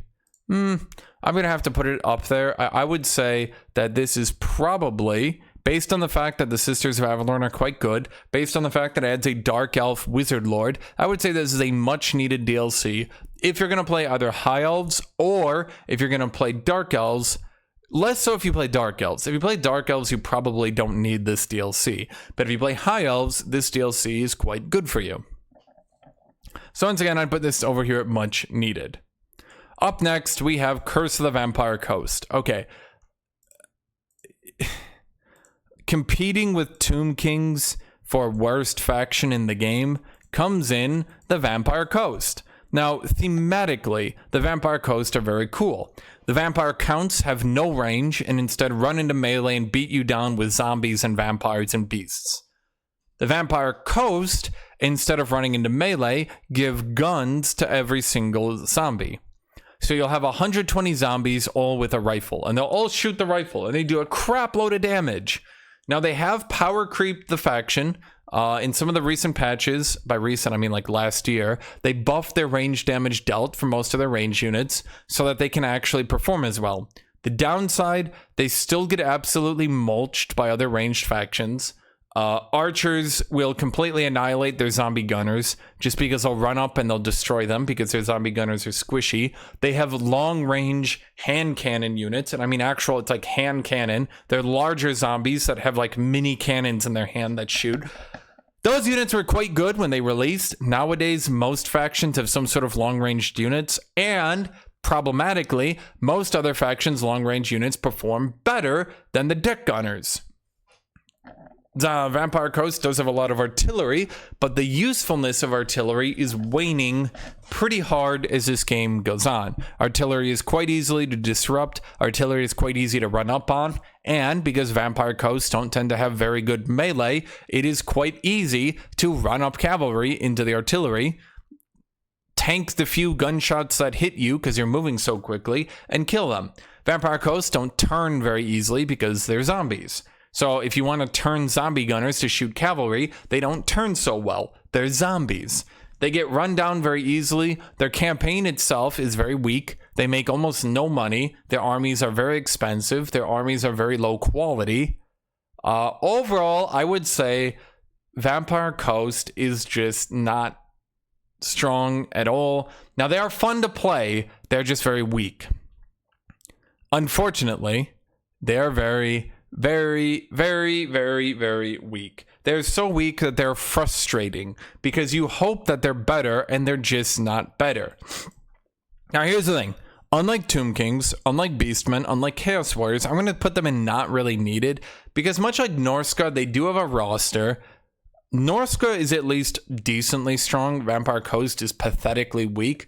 But I think all they would really need for Vampire Coast is to touch up some of their buildings, make their buildings give more money, make them stronger, generally give some touch-ups to the factions, a lot of buffs, a lot of different things, maybe some extra units, maybe a better like the only problem, and I'll tell you this right now, the biggest problem facing Vampire Coast right now is if you want to play a pirate faction, if you want to sail the high seas and dominate waters, then the best faction to do that is obviously the Vampire Dark Elves. Dark Elves are the better pirate faction. They literally do everything Vampire Coast does, but better.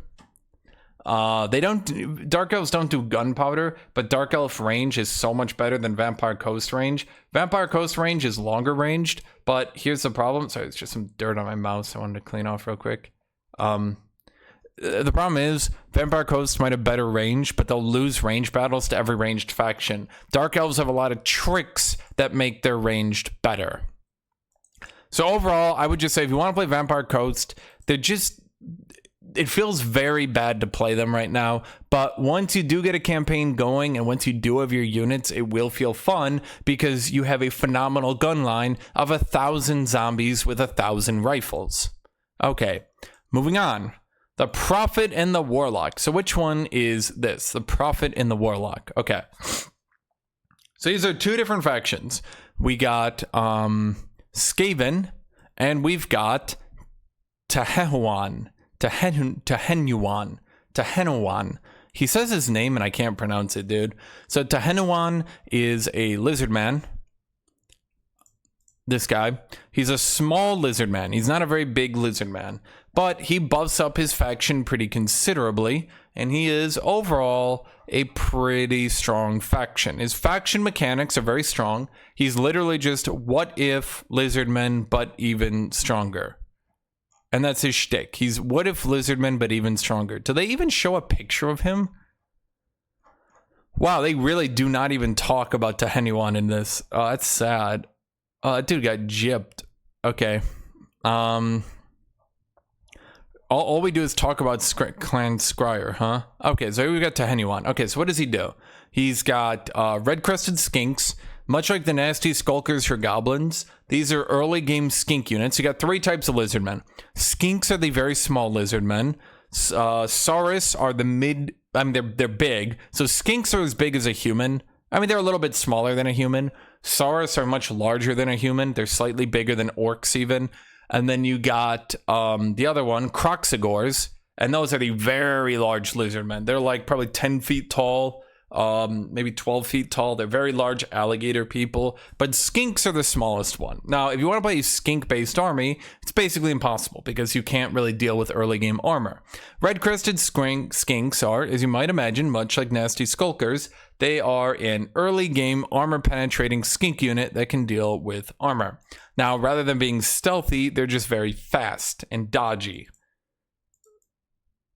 If you're not playing skinks, you don't really need them. If you're not playing skinks, there's really no need to build them. Salamander Hunting Pack, these guys are just giant salamanders that shoot fireballs.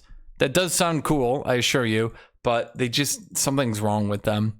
Ancient Salamander, a vast and venerable salamander that hurls huge fireballs, dealing high damage and making the target more vulnerable to further flame attacks. The Ancient Salamander also deals flaming attacks in melee and causes terror. There's just a Salamander Hunting Pack, but instead of a lot of them, it's one really, really big one. Ripperdactyl Riders, these are skinks riding pterodactyls called Ripperdactyls. They're pterodactyls with really big claws, and they fly around and drop down and kill people. Now, as you might be imagining, a flying anti-armor unit is questionable because if I'm flying, I'd probably be wanting to go for squishy units. So I fly around and killed armor units. At the time, it wasn't really sensical. Nowadays, it actually does make more sense because there are armored backline units. Chaos Dwarfs have armored artillery, just as one example. There are some armored units for Empire as well now. So they do make more sense these days than they did on release. But they're also anti-infantry. I can't remember if they have anti-infantry. Either way, you rarely ever see them. They're very questionable for strength. They're fine, but it's like not really needed. The Ancient Stegodon, not really needed. I'm not going to talk about that one. Then the Bastillodon. I mean, the problem is none of these units are really that exciting. They don't have any good ones. And the thing is, Tehenuan is a very strong lord. He's literally just lizardmen, but stronger. His faction is literally, he just does everything regular lizardman does, but he does it better. That's it. So as a lord, he's strong. He's just kind of boring. The units he adds are fine, but like when I think lizardmen and I think T-Rex and raptors and stuff like that, you know, having a giant fireball salamander, like it's cool. It's just like, it's not really that good to begin with. And I mean, the Stegodon, the giant Stegodon with that thing, this thing's pretty cool. I mean, this is his mount. He rides in on that. It's a cool thing. I won't deny it. I do think he's a strong lord. I just don't think he's that exciting for me. Certainly not as exciting as, and those of you who've played might have guessed, the Skaven with guns. So as you might have imagined, I said Skaven were a shooty bang bang faction. How can they be a shooty bang bang faction? They don't seem like a shooty bang bang faction, but what if I told you they have a nuke? Well, they now have a nuke, but only if you play Wicked Claw, Warlock Engineer. That's not my Wicked Claw voice. That's a parody of just don't no one make fun of me. Okay. Anyway, Wicked Claw is just significantly better than all other Skaven, other than the other one I'll talk about later. Additionally, he adds Rattling Gunners. Those are Rattlings with Gatling guns. That's why they're called Rattling Guns. Skaven on release were quite boring and didn't really have a lot that they could do that was interesting. Skaven melee was quite weak, and I love this trailer so much. Skaven didn't really have a lot they could do that was interesting, but now we bring in Skaven with snipers, Skaven with miniguns, Skaven with nukes, Skaven, Jesus, what do they all add?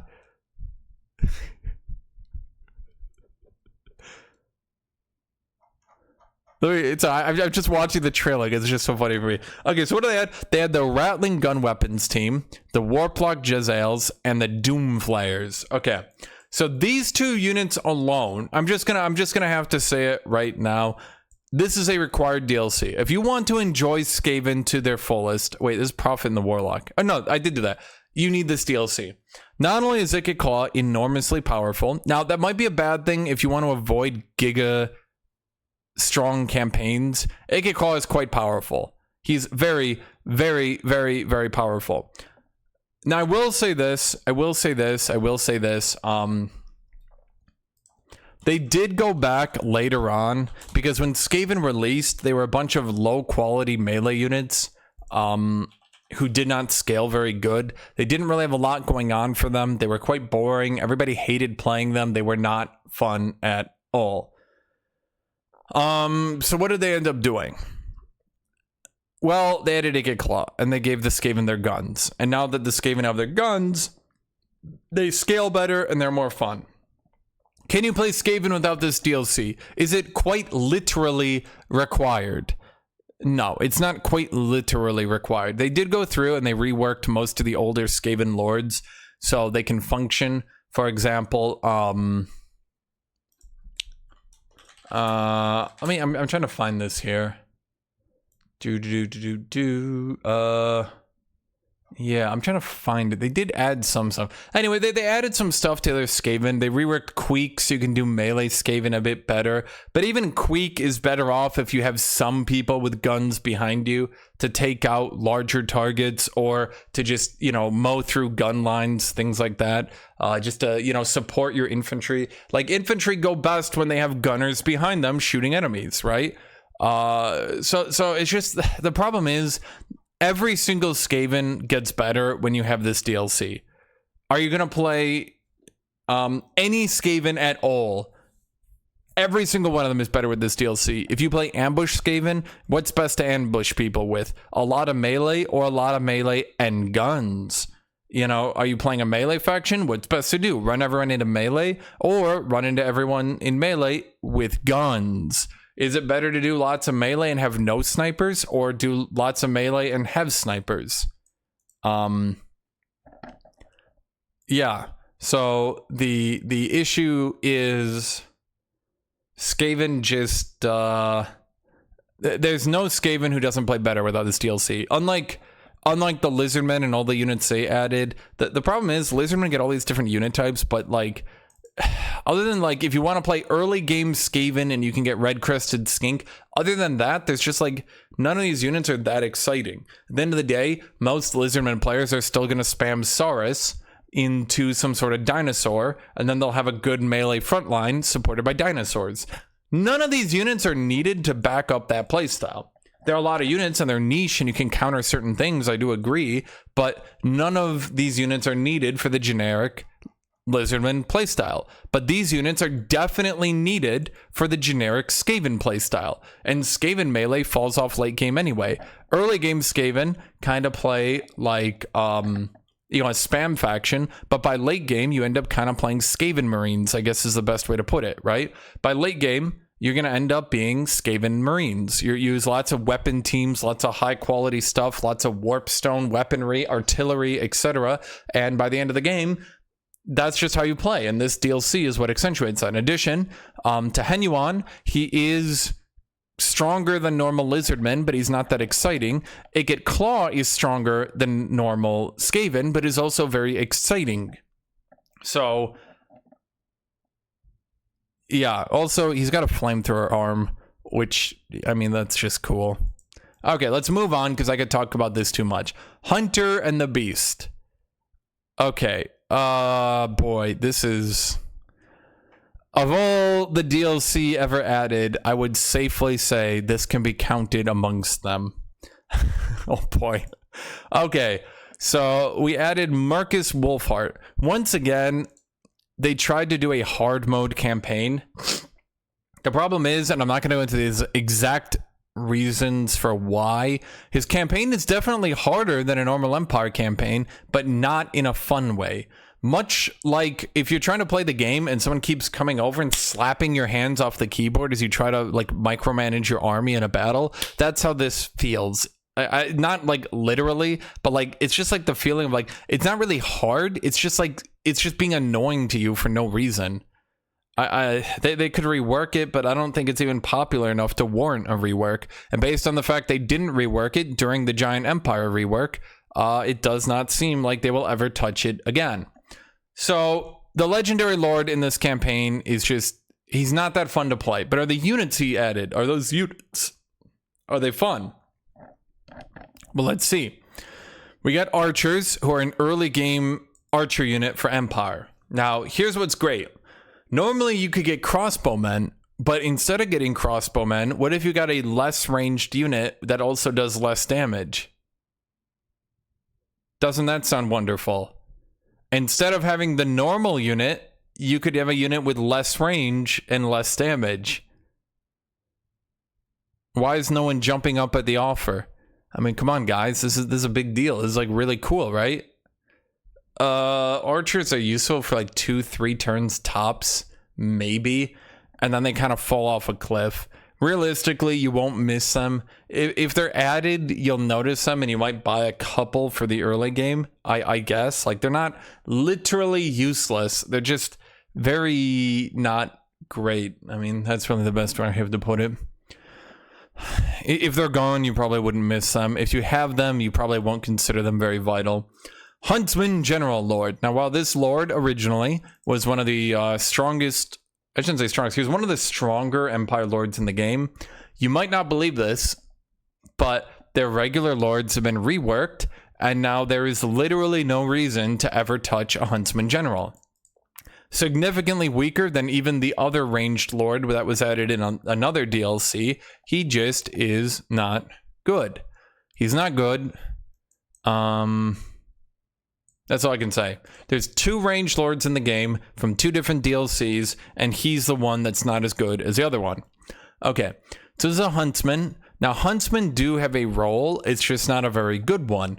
They're a stealth archer, which could be good, with anti-large capabilities.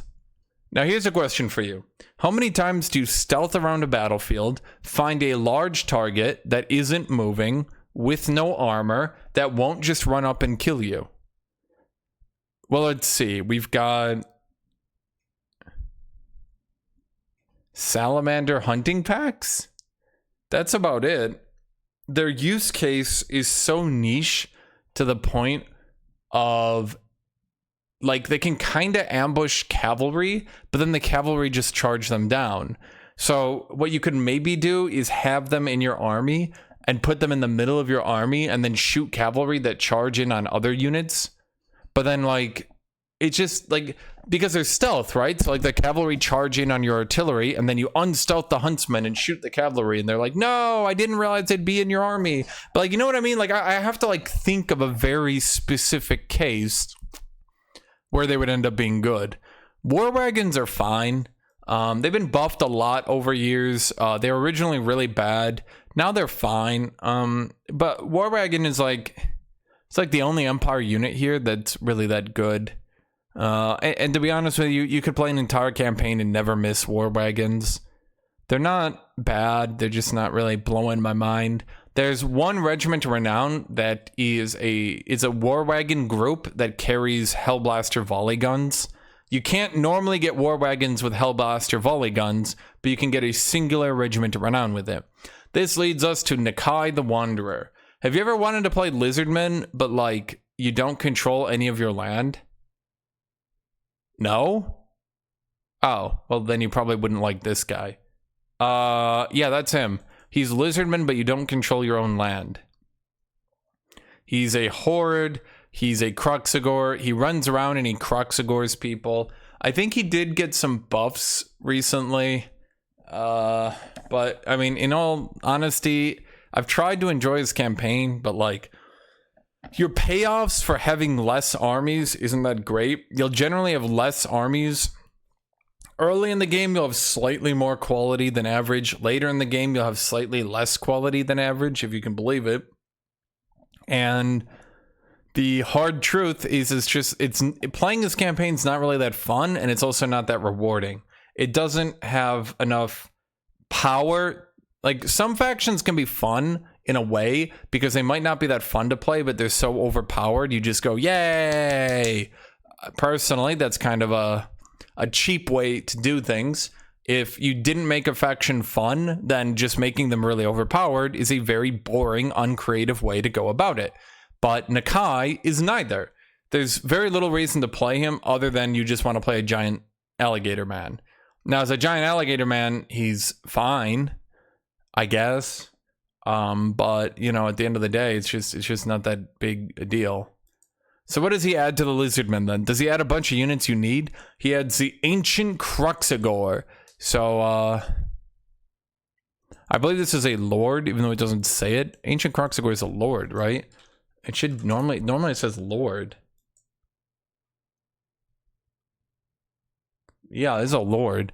So it adds a Lord for Lizardmen that buffs up Cruxagores. Now, Cruxagores are the big alligator people I was talking about. So you get a Lord that buffs up big alligator people, that make an entire army of big alligator people. If that sounds cool to you, go for it. It probably isn't as fun as you're hoping it will be. It's fun once, and then it gets boring.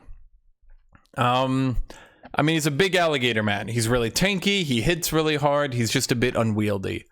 What do we got here? It adds the biggest unit in the game.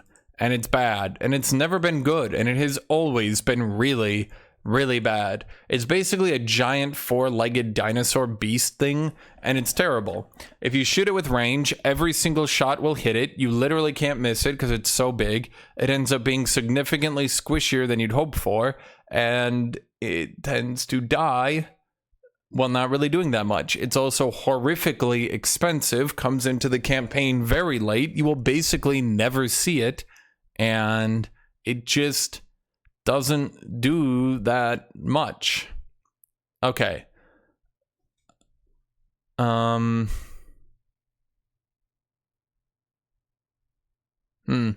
have Dread, so Feral Dreadsaurian.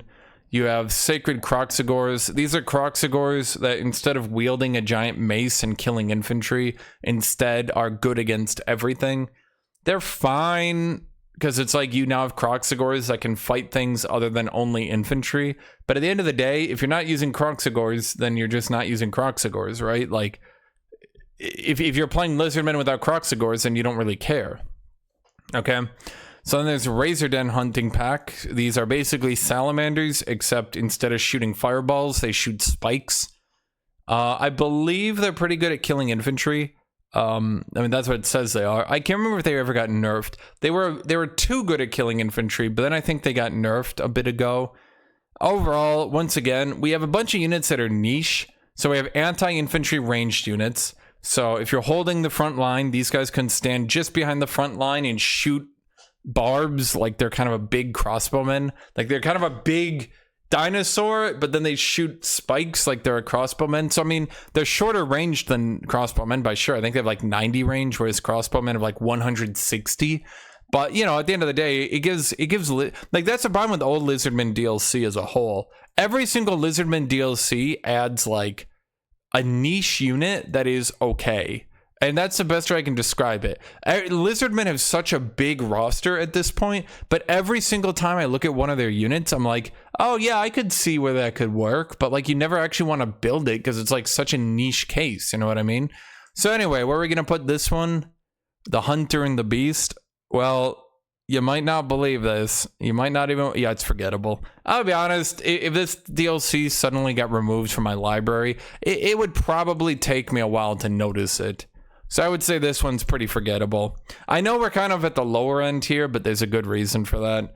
You'll see here. So now we have Shadow in the Blade. Okay. So we have Shadow in the Blade. This adds 2 legendary lords that are both enormously powerful. From now on, that will be every DLC. From now on, every single DLC will be enormously powerful legendary lords. I promise you though, for those of you who've been watching this video and got this far, I will not just try to rank DLC based on how overpowered their legendary lord is. Just because a DLC has a legendary lord, that doesn't make it good. Like if a legendary lord's overpowered, that's not a good DLC. If a legendary lord is bad, that's not a bad DLC, right? It's just coincidentally, legendary lords that are really weak, unfortunately, tend to also have really weak units and really weak campaigns to go along with them. You might have noticed in the past, I mean, I put Grim in the Grave and I put Queen in the Crone up here. All these legendary lords are fine. Like Alariel's not overpowered. She buffs, you know, Sisters of Avalorn, right? But she's not like fundamentally overpowered. Gorsht isn't anymore fundamentally overpowered. Volkmar isn't fundamentally overpowered, right? But like at the very least, the units they add are fine. The problem is from here on out, the campaigns tend to be way more fun, and the legendary lords tend to be very, very, very overpowered. Even if they nerfed Malice, though, even if they nerfed him, he would still probably have a more interesting campaign than the Hunts Marshal. Even if they nerfed Sneech, he would still be significantly more interesting than the Hunts Marshal. And I don't think Sneech even really... I mean, Sneech is like a little bit overpowered, but it's not that big a deal. At the end of the day, a rat with 3 sword style who stealths around and assassinates people, he just tends to be very cool. A demon who has inhabited a dark elf who can call on the demon powers just tends to be very, very cool. They're cool, rememberable characters. They're fun. Sneech, even when I was new to the game and wasn't very good, I just liked using a lot of rat assassins and running around and using very fast skirmish infantry rats and having a 3-sword style rat assassin who could run up, stealth up to enemy lords and 5-shot them. He's just a cool dude. And that doesn't mean his campaign needs to be overpowered to be enjoyable. It just coincidentally, I have to say all this because it might feel from here on out that I'm ranking campaigns based on how overpowered they are, and that's not how I mean it. Okay, I just wanted to defend myself because we all know what's about to happen to the rankings, those of you who play this, okay? So, Malice Darkblade, very cool lord, lots of cool unique mechanics. They got reworked over time. Originally, they weren't so great. Now they're much better. We have the Master Hero. We have the Scourge Runner Chariot. This thing is interesting. It's a very interesting chariot. It gives some interesting things. High Beastmaster Lord. God, he's interesting once again. Ugh. So, okay, I'll start going through them. High Beastmaster Lord is... So, Malice Darkblade. Let me start with Malice Darkblade. He's a legendary lord. He is a dark elf who's been possessed by a demon. His campaign is about losing control to the demon and then taking control back and losing control. Basically, whenever he needs to be really powerful, he lets the demon take over. Whenever he needs to manage his faction and not be scaring everybody, he needs to take over. So, you know, it's typical anime stuff. Do you like that kind of edgy character? Do you like Illidan? Okay. Do you like Cain? Here you go. Here's Malice Darkblade. Okay. The High Beastmaster Lord, I'm gonna be honest, I've barely seen them. I don't know how good they are. I think they're mostly useful in Rikarth, a totally different legendary lord. I'm not going to talk about it. Masters, I've been told, aren't very good either. Okay. Scourge Runner Chariots are okay. I have used them a few times. They're okay. Bloodrack Medusa is absolute insane. Holy crap. This is a Medusa. And let me see. Do they have any pictures of it? It's this thing. And it shoots, I don't know if it's like out of its eyes or like out of its hands or whatever. It basically shoots a magic projectile that does a mini explosion and it absolutely annihilates everything. Dark elves tend to be ludicrously high damage, short range enemies. Let's put it that way. Even their range units are somewhat good in melee still, so they don't just instantly get run down and die, but they do so much damage. A Bloodrack Medusa can shoot a couple shots and take out a squad of infantry. They are very, very powerful, and they allow Dark Elves to remove enemy shield lines very effectively with an explosive unit. They're very, very, very, very good. They have the Bloodrack Shrine. I'm going to be honest, I have barely seen this unit. From what I've heard, it's okay. I think it's just a Bloodrack Medusa, but stronger.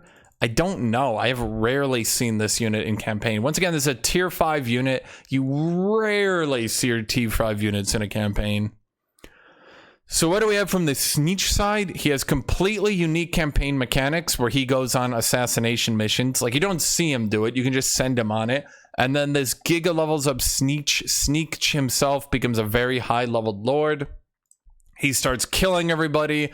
He doesn't have a mount or anything, but he just comes ludicrously high damage. He stealths.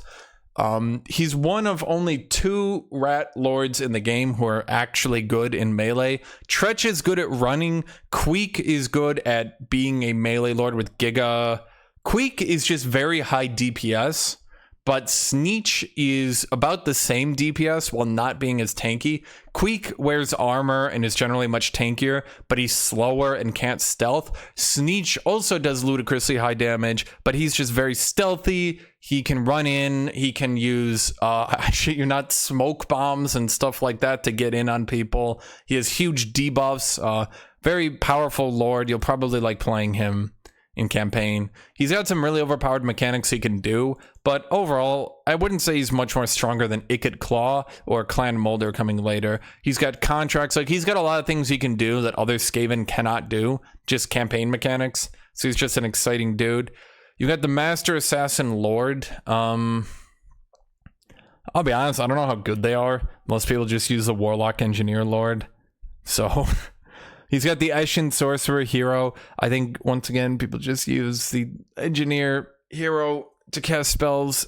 Ruin Magic and Warp Lightning is just kind of really overpowered, and so there's very little reason to use anything else. The Eshin hero, it does not seem to stack up. But then what does he add that's important? Okay, so he adds the Eshin Triads. These are a, what do they do here? They are a stealthy anti-large unit that runs up. They're not very good, but the thing is, what you can do with the Eshin Triads is you get stealthy units that try to harass enemies with slings. So you've got a bunch of rats that run around fast and sling at enemies. What's their weakness? Obviously, you get cavalry and you run them down. How do you counter that? You stealth some Eshin Triads around, and then if the cavalry runs into them, oops, you had a stealthed Eshin Triad. So now the cavalry runs into an Eshin Triad that instantly massacres them. So they do fill a purpose. Most Skaven will not use them, but they do serve a purpose within a stealth rat army because you're harassing them with your fast-moving skirmish infantry all day, and then you have Eshin Triads stealthed around that just mincemeat cavalry that accidentally run into them. You also have the Poison Wind Mortar. This is a very effective rat unit. It is a mortar that launches war crimes at enemies. So they launch poison into enemies from a mortar, which means it's very hard for enemies to fight back because they just mortar it up and down. So you can hide them in woods, you can hide them behind cliffs, you can hide them behind buildings. It makes it very hard for enemies to take strong defensive positions. So these are good, again, with your hit and run units, so that if enemies try to just take a defensive position, you just whack them with poison wind mortars, and once they have a bunch of chlorine gas in their position, they're going to find it hard to hold. Warp Grinder teams are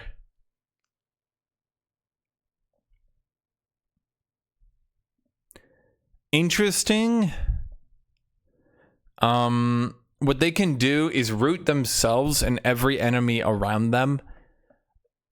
This is very good, as you can imagine, because once again, this means if they get close to cavalry, they can root themselves and the cavalry, stopping the cavalry from moving. They can root all infantry, stop the infantry from moving, root a hero, root a lord, and then you just shoot the crap out of them. Or you run up and surround them with melee and melee the crap out of them. They're not very strong on their own, but their ability to root people is quite effective. They can also break walls and gates very easy, but it's very easy to break gates in this game. It's not really a unique thing that only they can do. They also have the most broken unit in the game, the Avalanche Mortar. This is a war crime that launches war crimes. They shoot a poison wind mortar, but it explodes above the enemy and then launches a flechette of like 10 different poison gas shots under them. So it's like a, yeah. So it explodes in the air, and then after air bursting, it then launches like 10 different, and it can wipe out entire squads in one shot. It's ludicrously powerful. It explodes. The entire squad dies in like 1 second. The few that don't die to the poison. It's probably the most overpowered unit overall still in the game. You only get one because it's a Regiment of Renown, but even so far as Regiments of Renown go, this one's a bit strong. So with that said, I'm going to say the Shadow and the Blade. When I was new to the game, this was very, very, very much one of my favorite DLCs. I loved playing Sneech. I tried to play Malice. I wasn't very good at it. Didn't really get it. His campaign got reworked, but when I was new to the game, Sneech was very, very, very, very, very, very, very, very, very, very, very, very, very fun. I very much enjoyed him. He was super cool. Okay, so this brings us to the Warden and the Punch. Okay, so this DLC is kind of weird. Okay, so here's the thing. This DLC worked way better in Warhammer 2. In Warhammer 3, it hasn't been ported very well. I'm not saying it's a bad DLC, but a lot of the faction mechanics and stuff don't work so well in the third game, whereas they worked very good in the second game. So what does this DLC focus on? Okay, so we are focused, of course, on orcs, and we are focused on high elves. We get Grom the Paunch, who to this day might still be the most broken legendary lord in the game. He is like ludicrously overpowered to the point of stupidity. He probably should have been nerfed after launch, but that would have pissed people off. At either rate, he's just way too overpowered. Even after like how long has it been? Has it been 5 years? No, 4. After 4 years of power creep, he's still giganormously overtuned. At a certain point, his campaign's not even fun to play because you become so goddamn overpowered, you don't even need to play the campaign anymore. So then it adds Eltharion.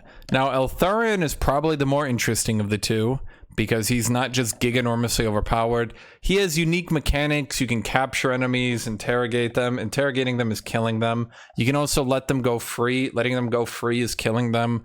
You can do a lot of things. All those things involve killing them. That's kind of his personality. He's like basically the spirit of vengeance, but for high elves. His campaign goes into where he's going into the Badlands to kill all the orcs. Yeah.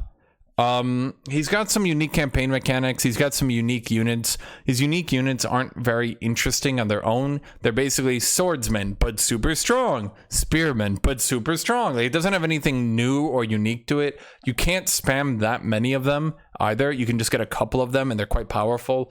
It's fine, but like all this stuff you're reading here about like all these campaign mechanics, they didn't get ported properly to the third game. So if you want to really experience him fully, you have to play the second game. Okay. So what does he get? Eltharion, he is kind of a cool dude. He is a spear lord who can also cast some spells. He's got some unique effects on him. Not really that big a deal. He adds the new Archmage Lord to the Elves roster. Once again, it's a Lord that is also a spellcaster. It can be quite good in the right situation. He had High Elf Rangers, which are... yeah, not really that amazing. Now he adds the Solvaran Guard. Now this is probably the most important part of this DLC, and it's a bit frustrating. So, regular Spearmen are tier 1, Solvaran Guard are tier 3. Why is this a problem? Well, Solvaran Guard are literally better elf spearmen at tier 3. The problem with this, as you might imagine, is without this DLC, once again, without any of the high elf DLCs, your best units are a tier 1 spearman and a tier 1 archer. With DLC, your best units are a tier 4 archer and a tier 3 spearman. As you might notice, if you own every high elf DLC, your faction scales significantly better. If you don't own the DLC, your faction caps out weirdly early and doesn't have anything interesting. The Solvaran Guard doesn't do anything new or interesting. It's just a spearman with higher stats. That's it. It adds the War Lions of Trace. Those are lions. They run around, they attack stuff. I don't remember them being particularly good. I've never really been amazed by them. They're basically really big attack dogs. That's it. Fundamentally, that's what they do. They had the Lion Chariot. It's a chariot pulled by a lion. Cool. I mean, I'm gonna be honest with you. Chariots need to be really good in order to be worth microing. These ones do not seem really good. Adds the Arcane Phoenix, which is okay, I guess. I don't think it's particularly notable. Eltharion himself gets the Skyhawks, the Sentinels of Estaril, the Spire Guard of Tor Yves, the Athel Tamara Faithbearers, and the Knights of Tor Gavel. These are generally limited use units. You can only have a couple of them, but they're quite powerful. Only Eltharion can get them. So Eltharion's campaign tends to be a bit more interesting than Grom's. Grom's campaign is kind of fun. He's got some cool things he can do, but at the end of the day, you get so overpowered so quickly that, like, I think even new players will probably get bored pretty quickly. Once your regular tier 1 goblins are somehow beating down the most elite dark elf infantry, you'll be like, this feels a bit weird. So that's all I can say. Grom the Punch. Okay, so Grom has some campaign mechanics. He's got some cool stuff. He's just so ludicrously overpowered. It's just, I mean, he's got cooking. He's got stuff. You know, he does have some cool campaign mechanics. Like, they did try. They did add a bunch of stuff to his campaign. He does differentiate himself. I am defending it. I'm just saying it's so overpowered. Like, regular goblin archers in this dude's army can start outperforming giga high elf archers. It's just stupid. So what does he do? He adds a giant river hag troll hero. This is basically a new hero for the greenskins. Again, every faction in greenskins can use it. It's basically a spellcaster, but it's a troll, so it regenerates over time. It's kind of tanky. It's harder to remove than a normal caster.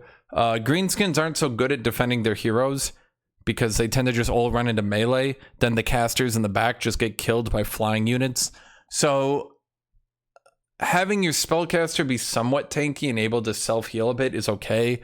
The only problem is because they don't mount and they don't do anything to like run away. Like, they can't get on a horse or something and at least try to run away. I mean, they start better, but, you know, they're fine. They're good heroes. Snotling pump wagons are pretty bad. I don't think anyone likes them. Snotling pump wagons with flappas is not very good. Snotling pump wagons with spiky rollers are not very good. River trolls are good. Stone trolls are good. Rogue idol is okay. So basically at release, greenskins only had trolls. A tier 2 unit, a troll. They were okay. They ran up, they hit stuff, they regenerated, they got outscaled really quick. They didn't do much. No one liked them. They were okay early game, but they just got outscaled really quick. River trolls are trolls, but stronger, and they debuff enemies. So you can sit them. If you have like orcs fighting an enemy, you have the river trolls sit inside of the orcs, hitting the enemies like through the greenskins, if you know what I mean. Like, you'll have your orcs on the front line and a troll will be behind them, like hitting enemies over them while debuffing enemies. That way it's hard to focus fire the trolls, but also the trolls are debuffing enemies and helping them out. So it's good. They're fine. Stone trolls are basically giga trolls. Now, these are trolls with good armor and who do a significant amount more damage. These guys are your tier 3 trolls. They're much more powerful. They're literally trolls plus. Again, it's like Silveran Guard to Spearmen. These are just what if trolls, but they were better late game and cost more. Rogue Idol is basically a super late game giant. Rogue Idol is a very, very, very, very, very big rock attached to other rocks that's hitting enemies with its rocks. It's basically, so you have the giant, and the giant he's okay, not amazing, he's fine as a unit. He got buffed, he's fine. Rogue Idol is basically just a late game giant. Once again though, here's the problem. We're talking about a tier 5 unit. Rogue Idols are tier 5, so you rarely ever see it. It does not occur very often. I would not say you see the Rogue Idol often. So in total, here's the problem. If you enjoy playing orc armies, you get the stone trolls to try to put in your orc armies, but you're not really getting anything new or exciting. Even if you're trying to play goblin armies, you're not getting anything new or exciting. The Snotling pump wagons tried to be a new unit type so that orcs could have like a kind of light cavalry. It didn't really work out, and from what I've seen, no one really uses them. They're just not really that good. The Rogue Idol comes in the game too late. The trolls are fine. Like, this is the only unit here that's actually like good. The Stone Troll is good. The Giant River Troll Hag is okay. Overall, on the greenskin side, not really looking that good. Here's the problem. On the High Elf side, the Silveran Guard are invaluable. A tier 3, very, very, very hard to kill spearmen who can tank melee units nearly indefinitely is very strong. And this single-handedly makes this DLC worth it for High Elves, if you want to play High Elves. The Archmage is also quite good because he, I mean, as you might imagine, it's a mage lord, and it can choose all 8 core Winds of Magic spells. So you can have a fire mage, you can have, I mean, you can't have a frost mage, but I guess you have a fire mage, you have a metal mage, you can have a high mage, stuff like that. So overall, what would I call Warden and the Punch? It's not bad. I'd put it about average. The problem is Grom is like, he's a fun lord, but you can't enjoy his campaign for long before you just become so overpowered that like you can't even enjoy it anymore. Altharan is fine, but again, a lot of his campaign mechanics didn't translate to the third game well. Silverin Guard makes it fine, and okay, so the only problem is I almost want to rate it lowly, just because I really hate how they put, like, this is your scaling spearman in a DLC, and this is your scaling troll in a DLC. Like, it's average because it has units you kind of do need. I mean, I might actually have to just put it in much needed, just because unfortunately, if you want to play High Elves and scale, and if you ever want to play orcs and get actual good trolls, you need this one. Regular trolls just fall off really quickly. Stone trolls are actually somewhat decent. So like if you want to play either of those factions and have a more diverse roster, you're kind of going to need this one. Rangers are totally forgettable though. So that brings us, I feel like I forgot someone.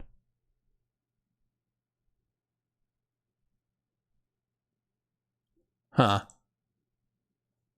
Hold on here.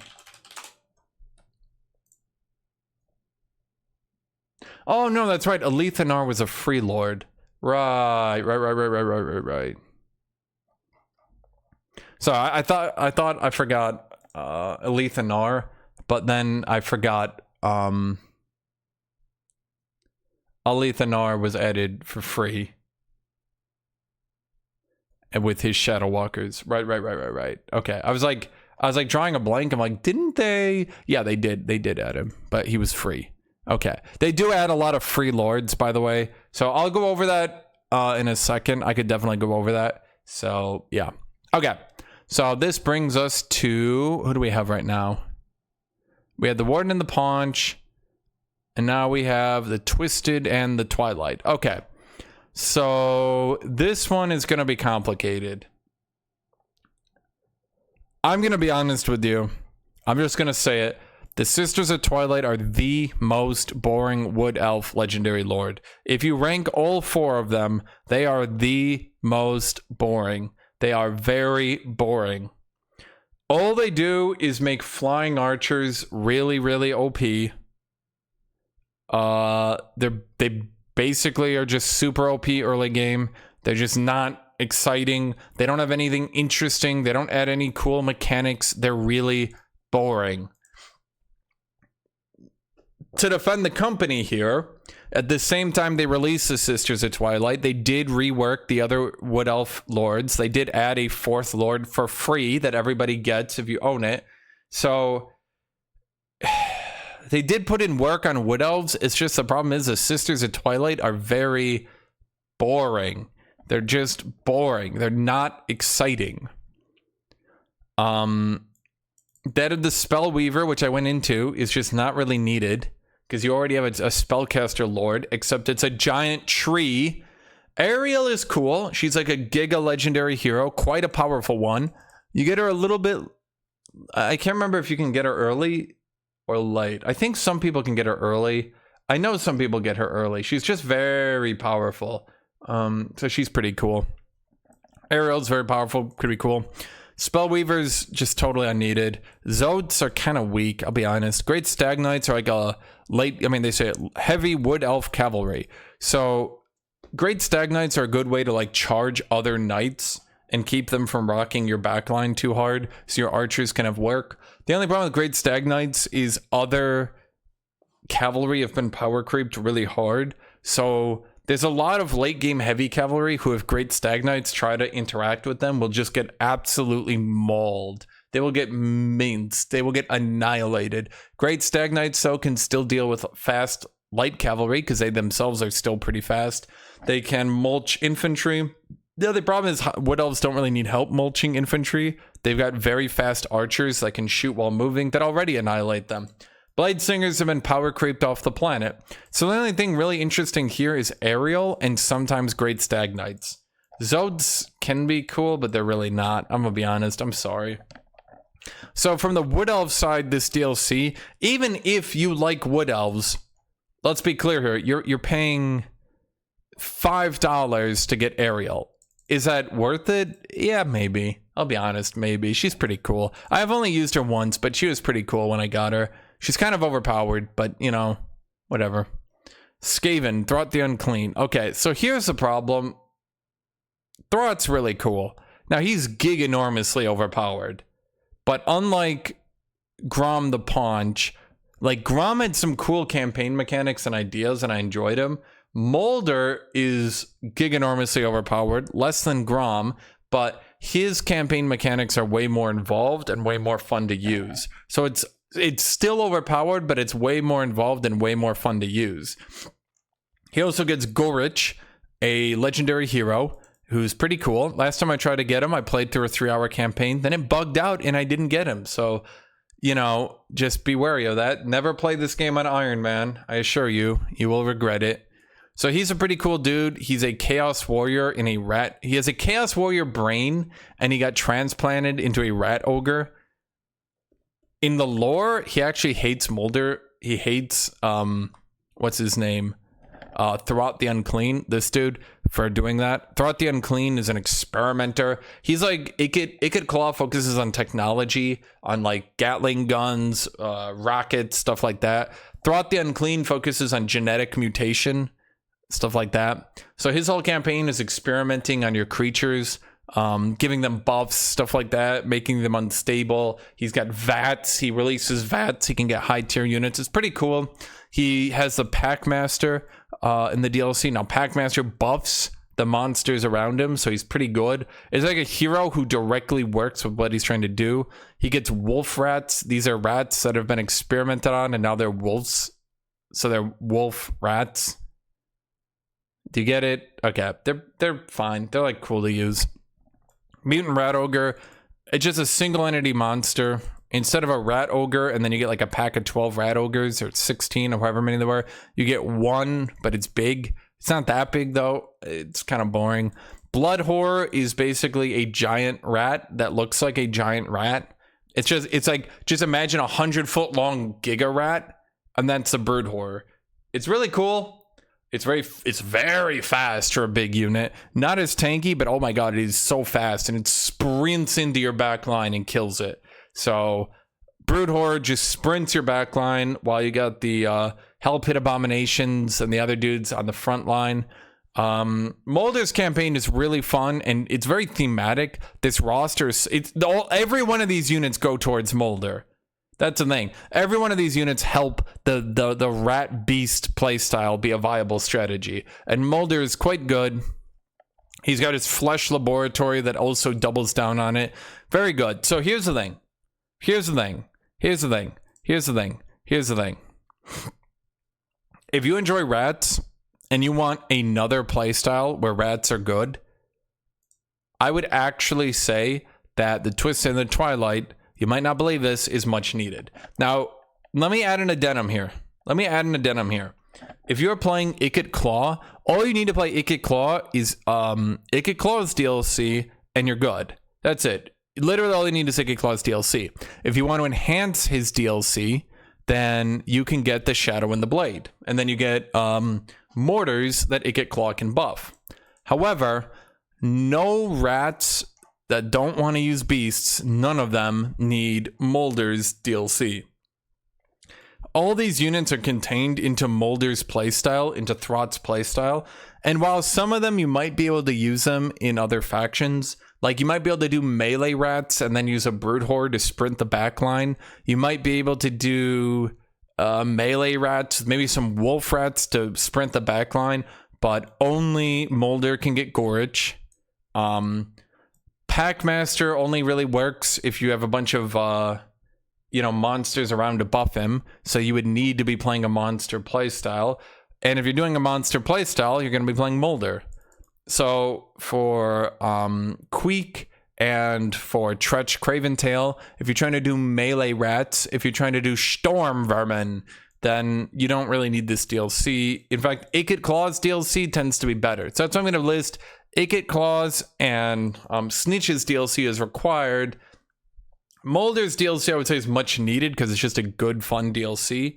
But you don't really need the Wood Elf side of it because their units have just been weirdly power creeped out. I mean, they're fine units, right? They just, like, At the end of the day, you're either going to go tree spam or you're going to go Way Watcher spam. So, yeah. Great Stag Knights might be good for taking out tanks, though. I'll give you that. If Wood Elves need a way to kill tanks, I think Great Stag Knights might deal with that. So that's about it for that.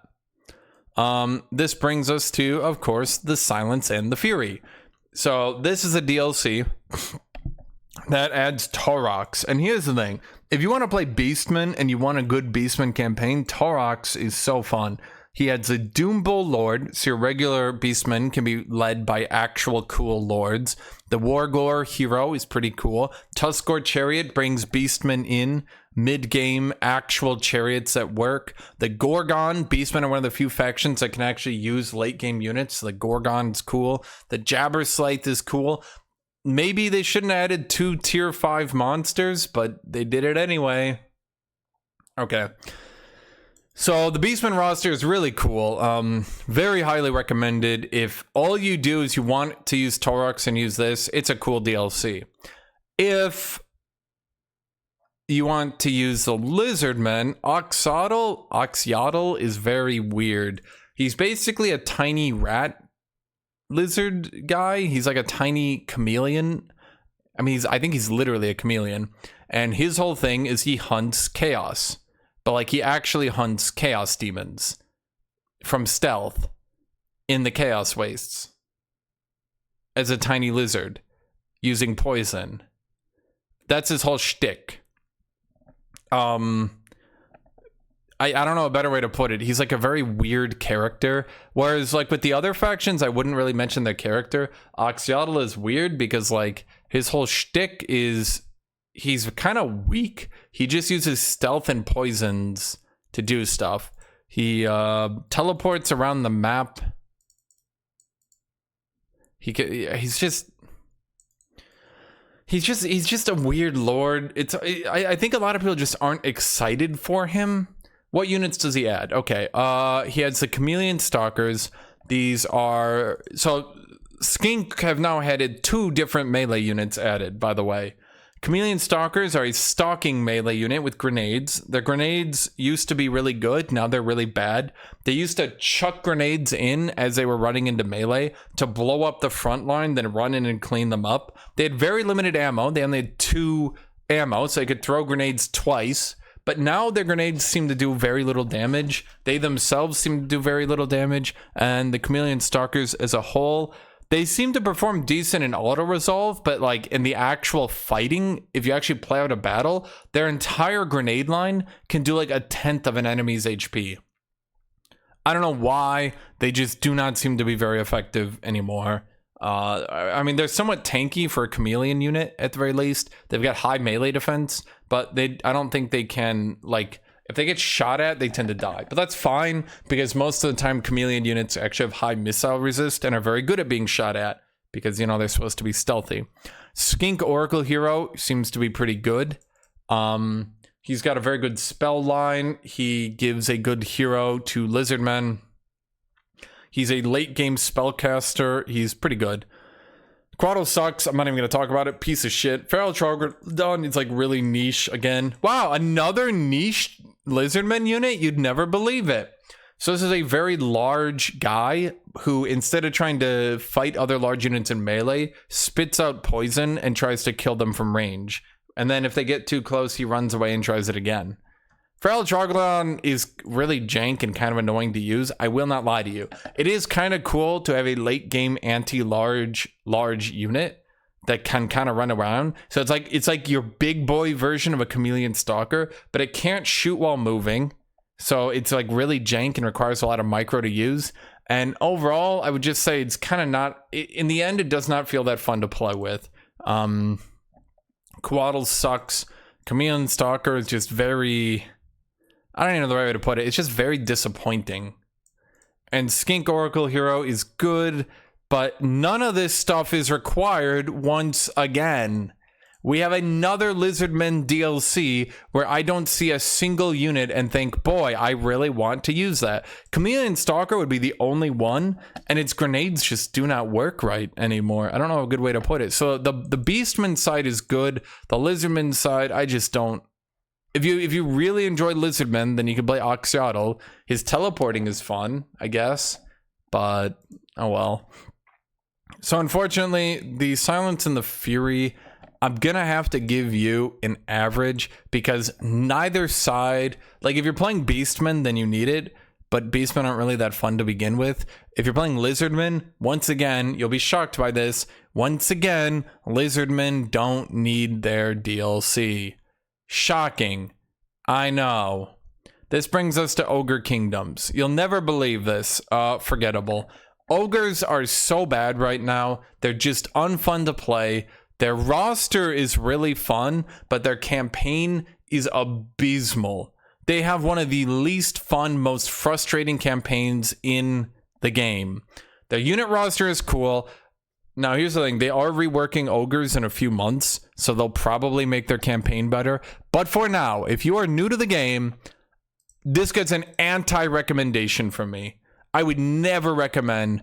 How much is this? $6 for the Ogre campaign? They should pay you because it's a form of torture. I'm not exaggerating. It feels really bad. I'm not going to talk about it any further because there's going to be an update to them probably in a month or two. So I'm just going to forget that for now. It's not a big deal. Champions of Chaos. Okay, this DLC is really good, actually. Unfortunately, it came as kind of scammy and is still kind of scammy. Let me explain why. Warhammer 3 launches and they have all the demons. They've got Nurgle, Slaanesh. Who do they have? They have Nurgle, Slaanesh, Khorne, Tzeentch, Be'lakor for Warriors of Chaos. They have Demons of Chaos. So we have 6 different demon factions here. That's incredible. That's outstanding. What's the first DLC? They instantly sprint into the game. Obviously, they add the one that actually finishes them. Wait, what? Yeah, actually, this is the one that adds all the units that actually finishes the demon rosters. See, without this DLC, the demon rosters are very shallow and niche and don't have enough units. With this DLC, the demon rosters are actually expanded and generally have enough units to feel good. This is a problem because they just launched the game for $60 and then they're asking for another $16 to finish the factions that were in the game at launch. To be honest, they should have folded this into the base game as a free LC. Maybe you could charge for the legendary lords. Maybe you could charge for the legendary heroes in here.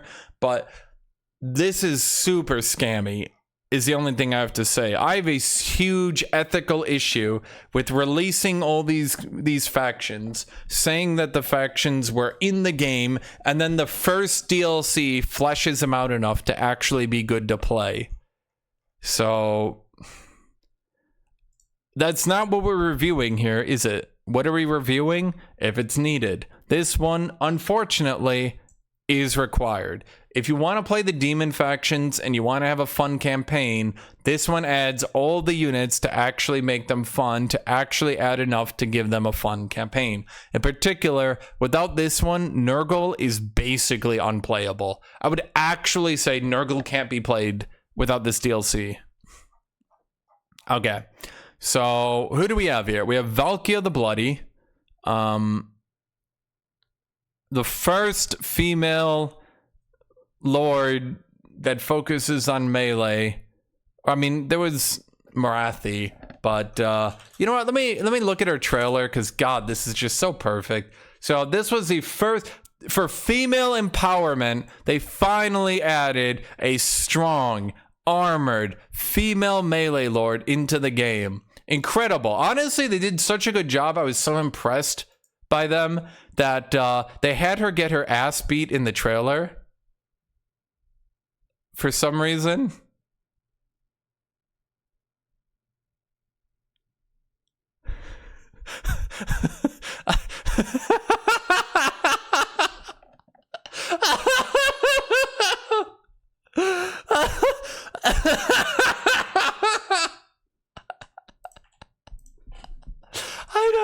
I don't know why they did that.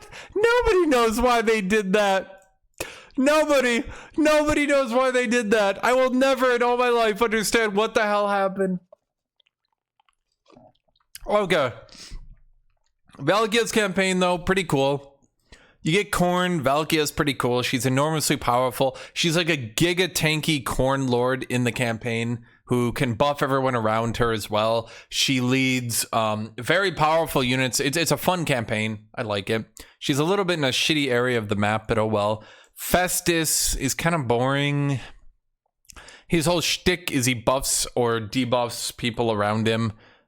He's supposed to be a doctor. He's not very strong in melee, but he focuses on buffing and debuffing. It's not as fun as the other ones, but if you like Nurgle and you like healing, I mean, he's another Nurgle Lord who heals. Great, good job. Azazel is really cool. Much like Valkia, he's a small, he doesn't ride a mount or anything. Valkia and Azazel don't ride mounts.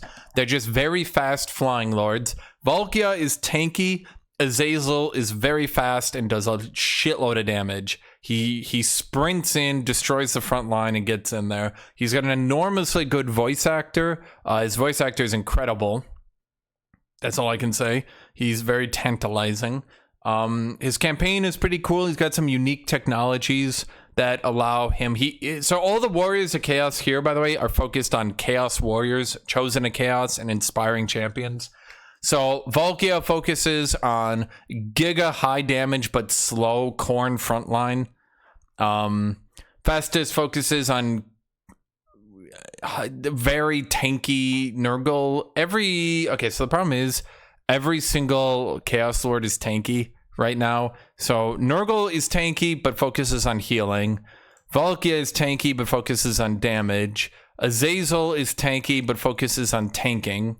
Don't ask. He has cavalry and fast-moving units that hit the enemy from behind. So if his front line holds, his cavalry and shit charge the back line repeatedly. It's powerful. It is powerful. Village focuses on a tanky front line, and then he casts magic and wins via spells. He also destroys China. He's a cool dude. It's actually two brothers who've been fused as one. One of them is a bulky warrior. One of them is a spellcaster. So you get a spellcaster who's also a warrior. The more he fights in melee, the stronger his spells. The more he casts spells, the stronger he is in melee. Will he ever be as good in melee as actual melee lords? No, he actually won't be. And it's a bit frustrating that he's pulled between two things. So he's never as good a spellcaster as a spellcaster. He's never as good in melee as a melee. You might be saying that's fine, because if he was good at either, he'd be overpowered. But the problem is, spellcasting lords are just so much better at spellcasting. And melee lords are so much better at melee that being torn between the two can often make him feel bad. Tzeentch, this is why I say Tzeentch is just often very frustrating as a faction. They just never feel good to play. When Azazel is sprinting into melee, charging, he does like this cool barrel roll. When he runs into melee, he jumps in the air and spins, and it like destroys everyone in his path. It's pretty cool to watch. And it's cool. He's all about charge into melee, run away, charge again. He's all about that hit and run shit, right? Valkia is all about buffing and just plowing through the front line. Festus is all about tanking and shit. And then you got Village. Yay, Village. So, Champions of Chaos, I would say it's required. All of the campaigns are fun. A little bit overpowered, but fun. Pretty much every campaign I say these days is going to be a little bit overpowered. It's either a little bit overpowered or overpowered completely. But yeah, I would say, honestly, Champions of Chaos, very, very, very, very, very cool. Just because A, they actually finish the demon rosters, and then B, it actually does add some really cool campaigns to the game that you will very much like. All these campaigns, just to be clear, have unique mechanics. They reworked the Warriors of Chaos completely from game one. That's why I would say Chaos Warriors is totally unneeded. This is boring and shit. This is really cool and fun. Everybody get it? Okay. So what does that bring us to? Next, we have Forge of the Chaos Dwarves. Okay. Forge of the Chaos Dwarves is frustrating to review. This might be one of their best DLC they've ever actually added into the game.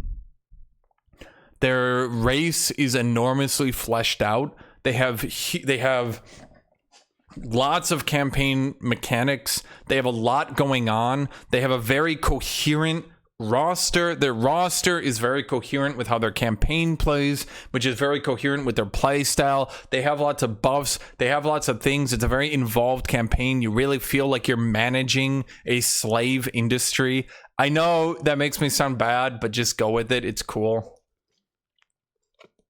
You really feel like an evil conquering warlord. The game really makes you feel like an imperialist. It adds a cool legendary hero. It adds 2 legendary lords that are really cool, and it adds Zatan the Black. It has the great drill of Heshut. It has unique mechanics. It's super cool. Very different from any other campaign. Very fleshed out. Very well made. What are the downsides? Enormously overpowered. Just giganormously overpowered. It doesn't feel that bad at first, but once you start familiarizing yourself with the mechanics and you start understanding it, they just scale and scale and scale and scale and scale and scale and scale and scale and scale. And it gets to the point where one Chaos Dwarf army can beat like 2 or even 3 armies of any other faction. They just scale into infinity. They just keep going, and they have no weakness. Some factions are based on having very powerful armies, like the Empire, like Cathay. Some of them are focused on having very powerful legendary lords, like Vampire Counts, like Warriors of Chaos. Some are focused on having less armies of higher quality. That would be things like, well, again, Warriors of Chaos. That would be, I guess, Tomb Kings, but they kind of suck. I mean, that's what they were supposed to be. It just never really ended up working out, huh? Chaos Dwarves focus on having very high quality armies and also very high quality heroes, and also they have the best artillery, but also they only have the second best range now after the Empire. So they've got the second best gun line, the best artillery, the best cavalry, the best heroes, the best lords, the best economy, the best scaling, the best everything. The only thing they have that's a little bit weak is their early game. After the early game, they're pretty much unbeatable, though. So it's a fun campaign. It's very good. I would say it's a very good campaign. I very much do enjoy it. I enjoy playing it. It's very, very, very, very fun. I don't think there's a single person who ended up not liking Chaos Dwarves. Their whole thing is their army. They have, I mean, if you look at it, right? To tear down the old way. They had a very well-made trailer. They had some really cool units. They also had Zatan the Black, that guy. Every single character in their campaign is cool, and they also had, I'm gonna keep making the joke because he sucks. He's so lame. But power and ambition. This roaring fire will always demand. What's the problem? Obviously, if you are new to the game, this is too advanced for you. I'm sorry, this is too advanced for you.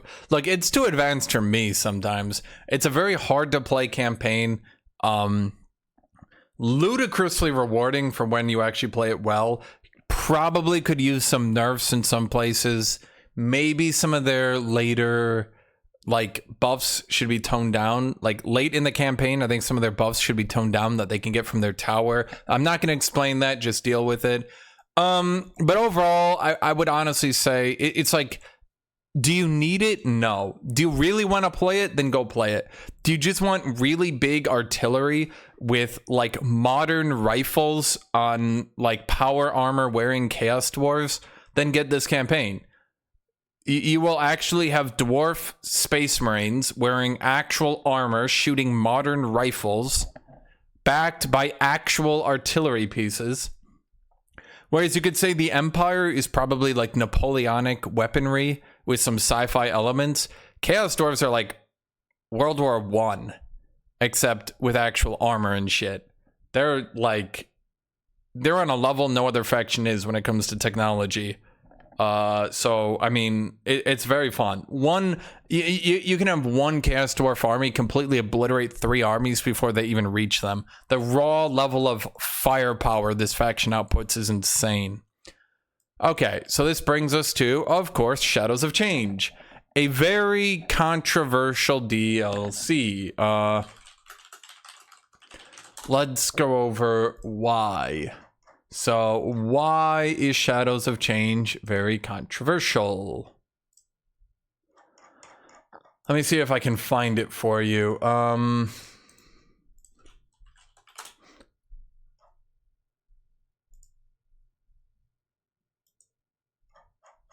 Let me see if I'm trying to find it because I actually had a picture. Here we go. So here's the problem with Shadows of Change. When this DLC launched, it had this. Now, that might not seem so bad, but let's remember, Shadows of Change launched at $25. Almost every DLC I just went over is $9, $20 for a race pack, okay? Ogre Kingdoms was $12, which is insane for that piece of shit. Champions of Chaos was $16, but okay, it added 4 legendary lords. Still a bit of a price gouge when it's fleshing out the Chaos factions the game launched with. Forge of the Chaos Dwarfs was $25, but okay, it added the most fleshed out, best race the game has ever added, so I'm willing to look past it because of the sheer quality.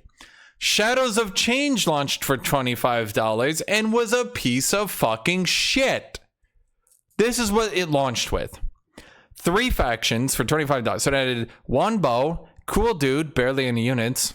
It added the Changeling, sucks. To this day, he's basically an unplayable shit.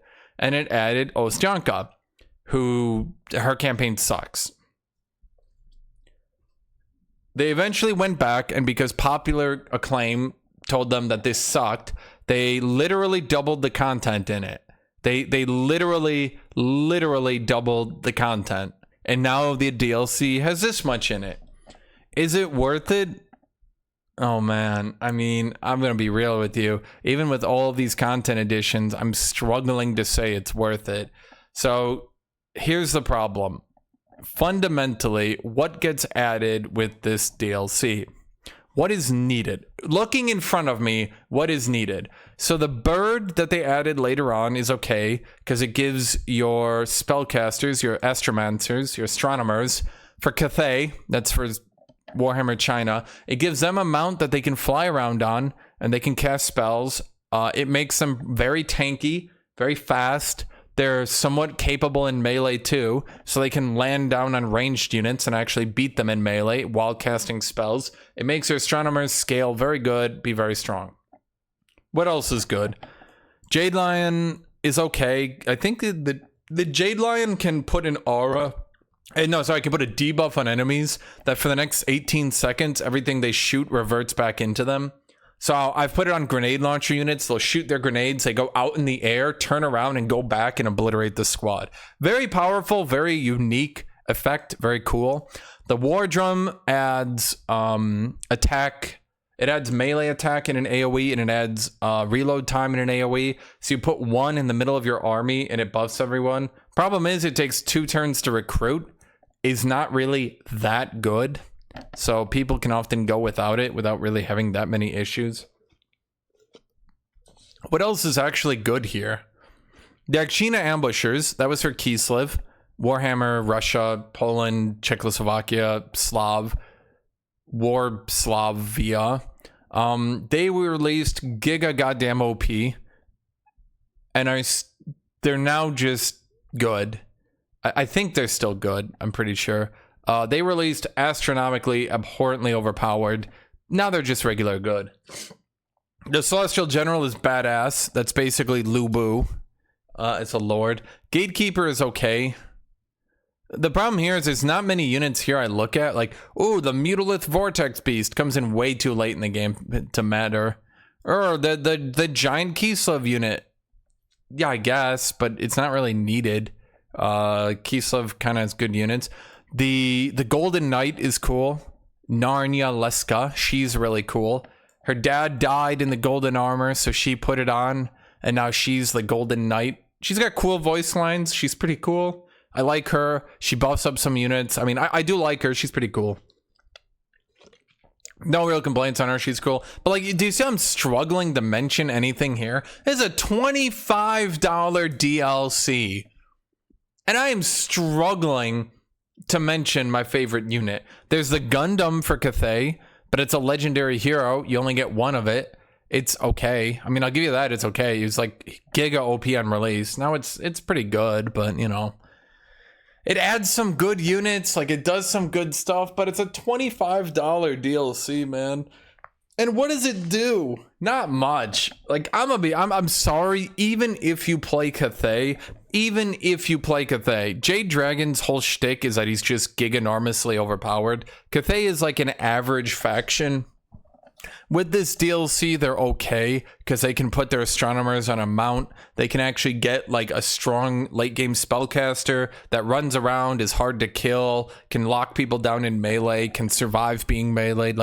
It's a good DLC for like enhancing the power of some factions, I guess.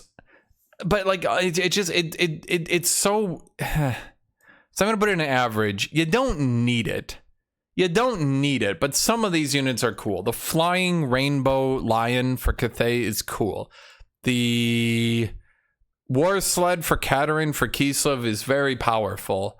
The Lord, the Chaos Lord of Tzeentch for Tzeentch factions is cool. He rides around on a disc, like that's cool. The Lu Bu is cool. The Akshina Ambusher is cool. It's just like, I felt like this DLC really struggled from having an identity, from really like it basically it threw a bunch of units at the wall and didn't really have a focus. That's the best way I can put it. So many of these units just seem like they were being added just to like put a check mark on a store page. We added 30 different units, and you're like, okay, how many of them are good? And you're like, well, that one, kind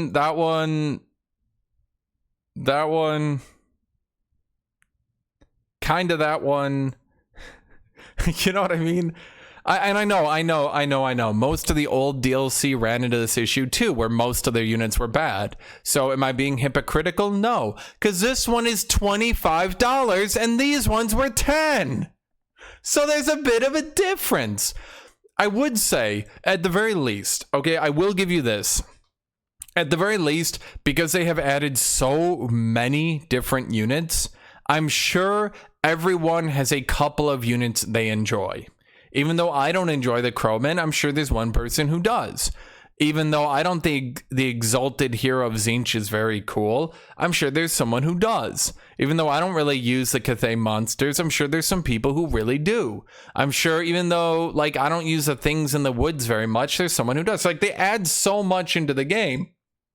There's probably something for you. So I'm not putting it at not really needed because I'm going to put it at average. The thing is, you can literally buy 2 other DLC for the same price. It's just frustrating because it's so many different units and so many of them just feel like they were added to just to be added. I don't know a better way to put it. Like, what are the Zons, these dudes? What are the Tzeentch Centaurs of Tzeentch? What are they adding? What did Tzeentch need from this unit? Even in a lot of the Lizardmen units that I keep calling niche, they have a niche, but like, what is this unit's niche? It's like an early game Chaos War, like an early game Chaos Knight, but like Chaos Knights don't come into the game that late, you know. And there's already Marauders of Khorne, or sorry, of Tzeentch. Why did I say Khorne? There's already Marauders of Tzeentch. So like this is a late early game cavalry. Like it's so niche, it's ridiculous.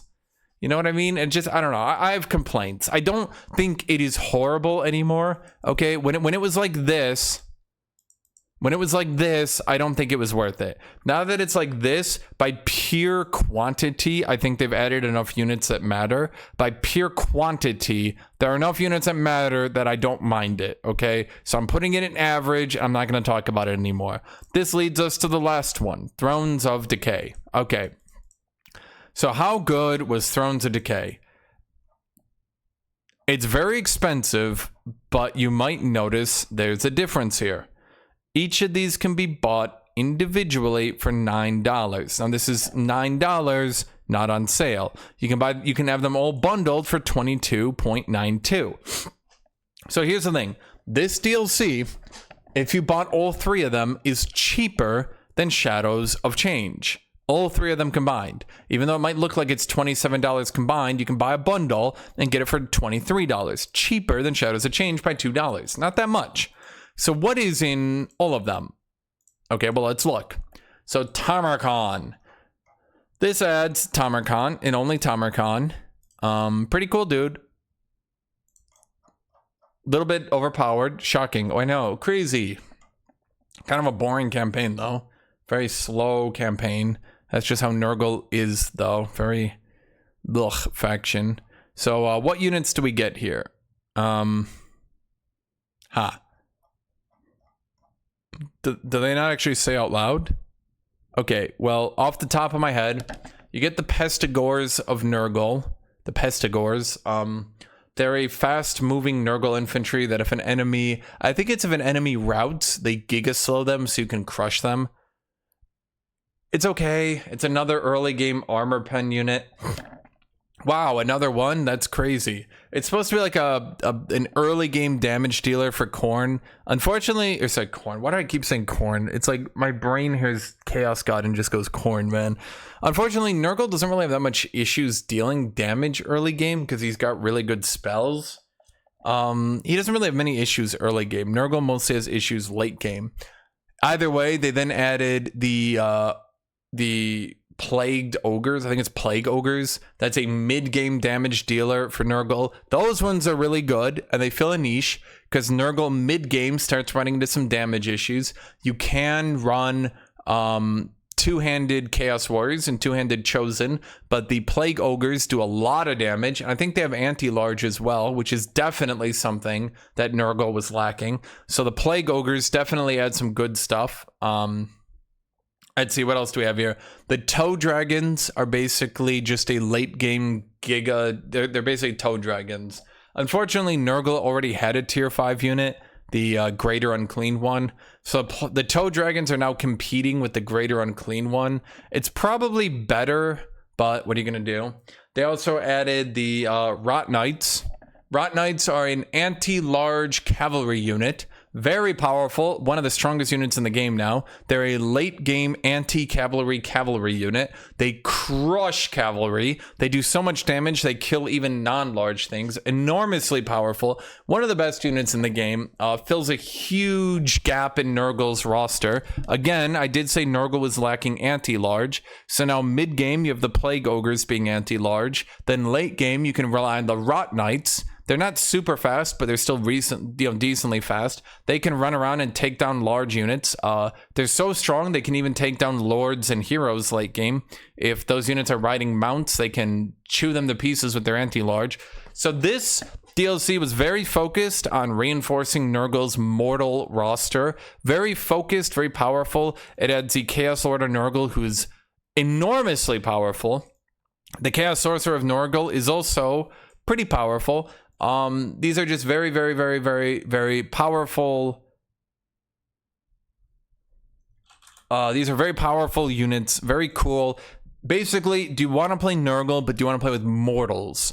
Do you not like the demons of Nurgle, and do you instead want to play with the plague mortals? This DLC is very focused on that, and I would actually say much better for it because it fills a focused niche and very much succeeds at it. So despite me not really liking Nurgle's campaign because it's so slow, it was a very focused DLC that added exactly what it wanted to do.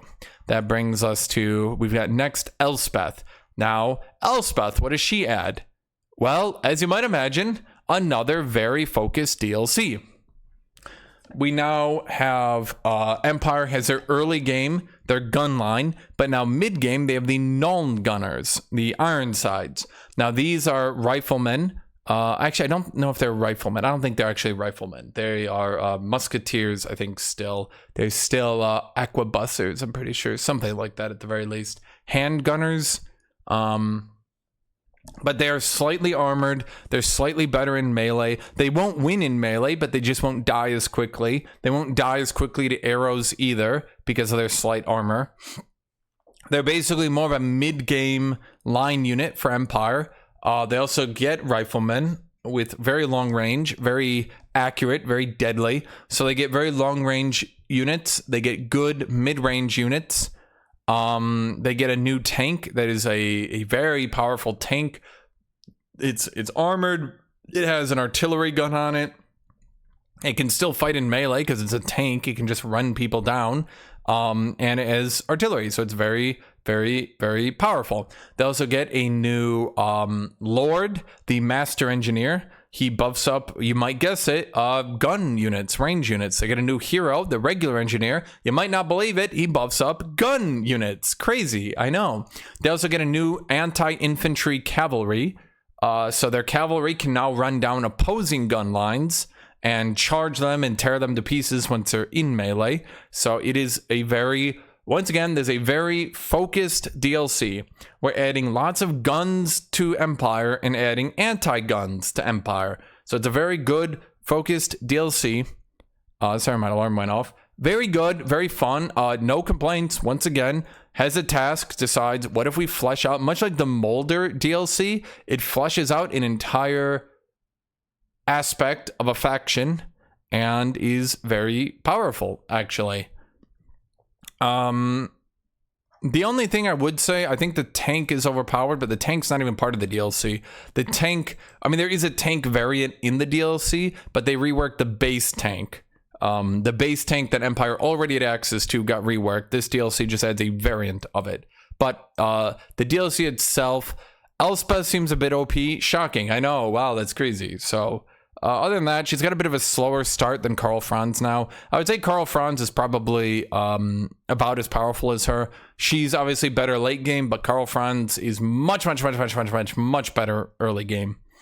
Okay, so that brings us to Malachi. Once again, you might be shocked by this. We have a very focused DLC. You might not believe it. It's crazy, I know. So what kind of units do we get? We get a Slayer Lord. I think he's the Doom Slayer. I don't know. So basically, Slayers are dwarves who, instead of wearing armor, don't wear armor, and instead of doing low melee damage, do high melee damage. So you now get a Lord who is a low armor, very high melee damage Lord. You get a hero who is, wow, you'd never believe this, a Slayer. So you now get hero. You now get a low armor, high damage hero. You then get another unit, you might not believe this, a Slayer, an anti-infantry Slayer. Then you get another unit. It is a Slayer pirate. You never believe it's a Slayer with a gun Slayer. And they're pretty good too. And then you get an artillery piece. The artillery piece isn't a Slayer because that would be stupid. Actually, I lied. It is a Slayer artillery. It's a short-range artillery, and I mean short-range, that runs up and chucks axes at people. Is there actually a picture of it here? This thing. So a bunch of Slayers run up, and they have the axe artillery, and it runs out of ammo very quickly, but it just yeets a bunch of axes into an enemy, then runs out of ammo, then all the Slayers get off, and they run up, and they start meleeing people. Pretty cool. Then it has a blimp, like a battle blimp. Doesn't really go with the Slayer focus, but it's still cool anyway. So what does this do? There was an old Slayer Lord who now actually, there was a legendary Slayer Lord who now has an actual Slayer roster to go with. So if you play Ungrim Iron Fist, you now have an actual roster he can play with. In addition to that, you have Malachi, who is giganormously mega super ultra broken. Additionally, dwarves got completely reworked when they did this. Dwarves are now pretty good. They then reworked them and made them stronger, which was very questionable, but they did it anyway. So this DLC, if you want to play dwarves and you want cool Slayers, it's very focused, very cool, very good DLC. I would actually say this one is pretty good. It adds a lot of stuff to dwarves.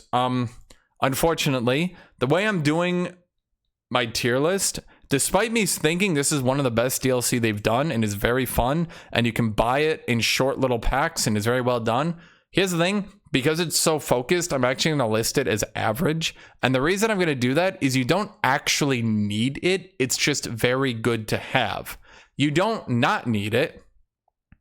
You might notice I put all the race packs you don't need down here. You don't not need it, but it is not needed if you don't want to use them. If you don't want to play Slayer Dwarves, then you don't need to buy them, right? You don't need to. If you don't want to buy Empire Gun Line, then you don't need to. well, I mean, I'm gonna be honest. If you're playing Empire, Elspeth, you know what? I'm gonna have to put this into much needed for one reason. If you want to play Nurgle, this one's kind of needed. If you want to play Empire, this one's really, you know, kind of much needed. If you want to play Dwarves, you don't really need it at all. In fact, I would put it under not really needed. So I think on average, it's much needed. For Nurgle, I would put it under required. For Empire, it's not like literally required, but like it's good. For Nurgle, it's like, or sorry, for Dwarves, it's like down here. As a quality DLC, I'd give like a 9, maybe even a 10 out of 10 for like how quality this DLC was, right? But for like how much do you need it to play the game, I'm gonna put it here. So let me look through this. Prophet and the Warlock, that's like probably the most singular required DLC in the game. Shadow and the Blade, enormously good. Champions of Chaos might actually, honestly, between Prophet and the Warlock and Champions of Chaos, those are probably the 2 most needed DLC in the game. Grim in the Grave, you basically don't want to play vampires without it. Empire, I don't care. Queen and the Crone, again, it's like you can play elves without it, but like, why would you even want to? Warden and the Punch adds a lot of good stuff, so I would say that one, once again, without these 2 DLCs, High Elves kind of, Twisted in the Twilight, it's like, but the thing is, the only problem with Twisted in the Twilight is the factions that it gives units to. I mean, it gives Molder units, but like you don't need, like once you own these 2 DLCs, you might never even build Molder units is the thing. Like I could play an entire Icky campaign and never build a single unit from this DLC and never even need a unit. Realm of the Wood Elves is average. I guess fine as far as race packs go, but like if you don't want to play Wood Elves, then obviously you don't need it, right? Silence and the Fury. Yeah, I mean, Forge of the Chaos Dwarves, once again, if you're new to the game, it's like average. But I mean, honestly, yeah, I think everyone should try Chaos Dwarves once, but until you've got like several hundred hours in the campaign, I probably wouldn't even look at it, which is probably one of the things it did poorly. Well, I mean, I don't think it's bad that it's a complicated faction. They just really overtuned it, so people that don't even understand it can do well. Let's put it that way.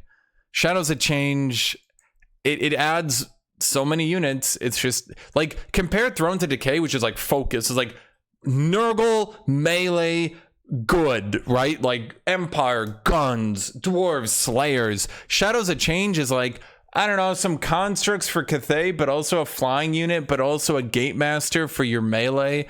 For Kislev, we'll add some beasts of Kislev, but then also a crossbow unit, I guess. But then also we're adding the Golden Knight to buff Zargard. But you know what I mean? It's like so unfocused. It doesn't know what it even wants to be. It just threw a bunch of units at the door.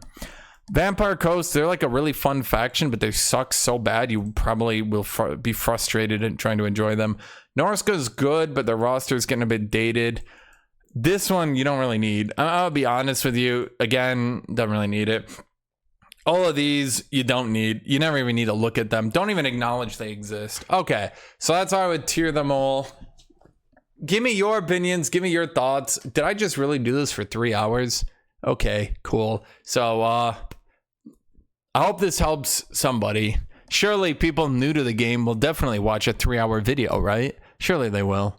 Anyway, thank you for watching. Thank you all for being here. Thank you, everybody. And as always, leave a comment on your thoughts if you made it this far, and have a great rest of your day.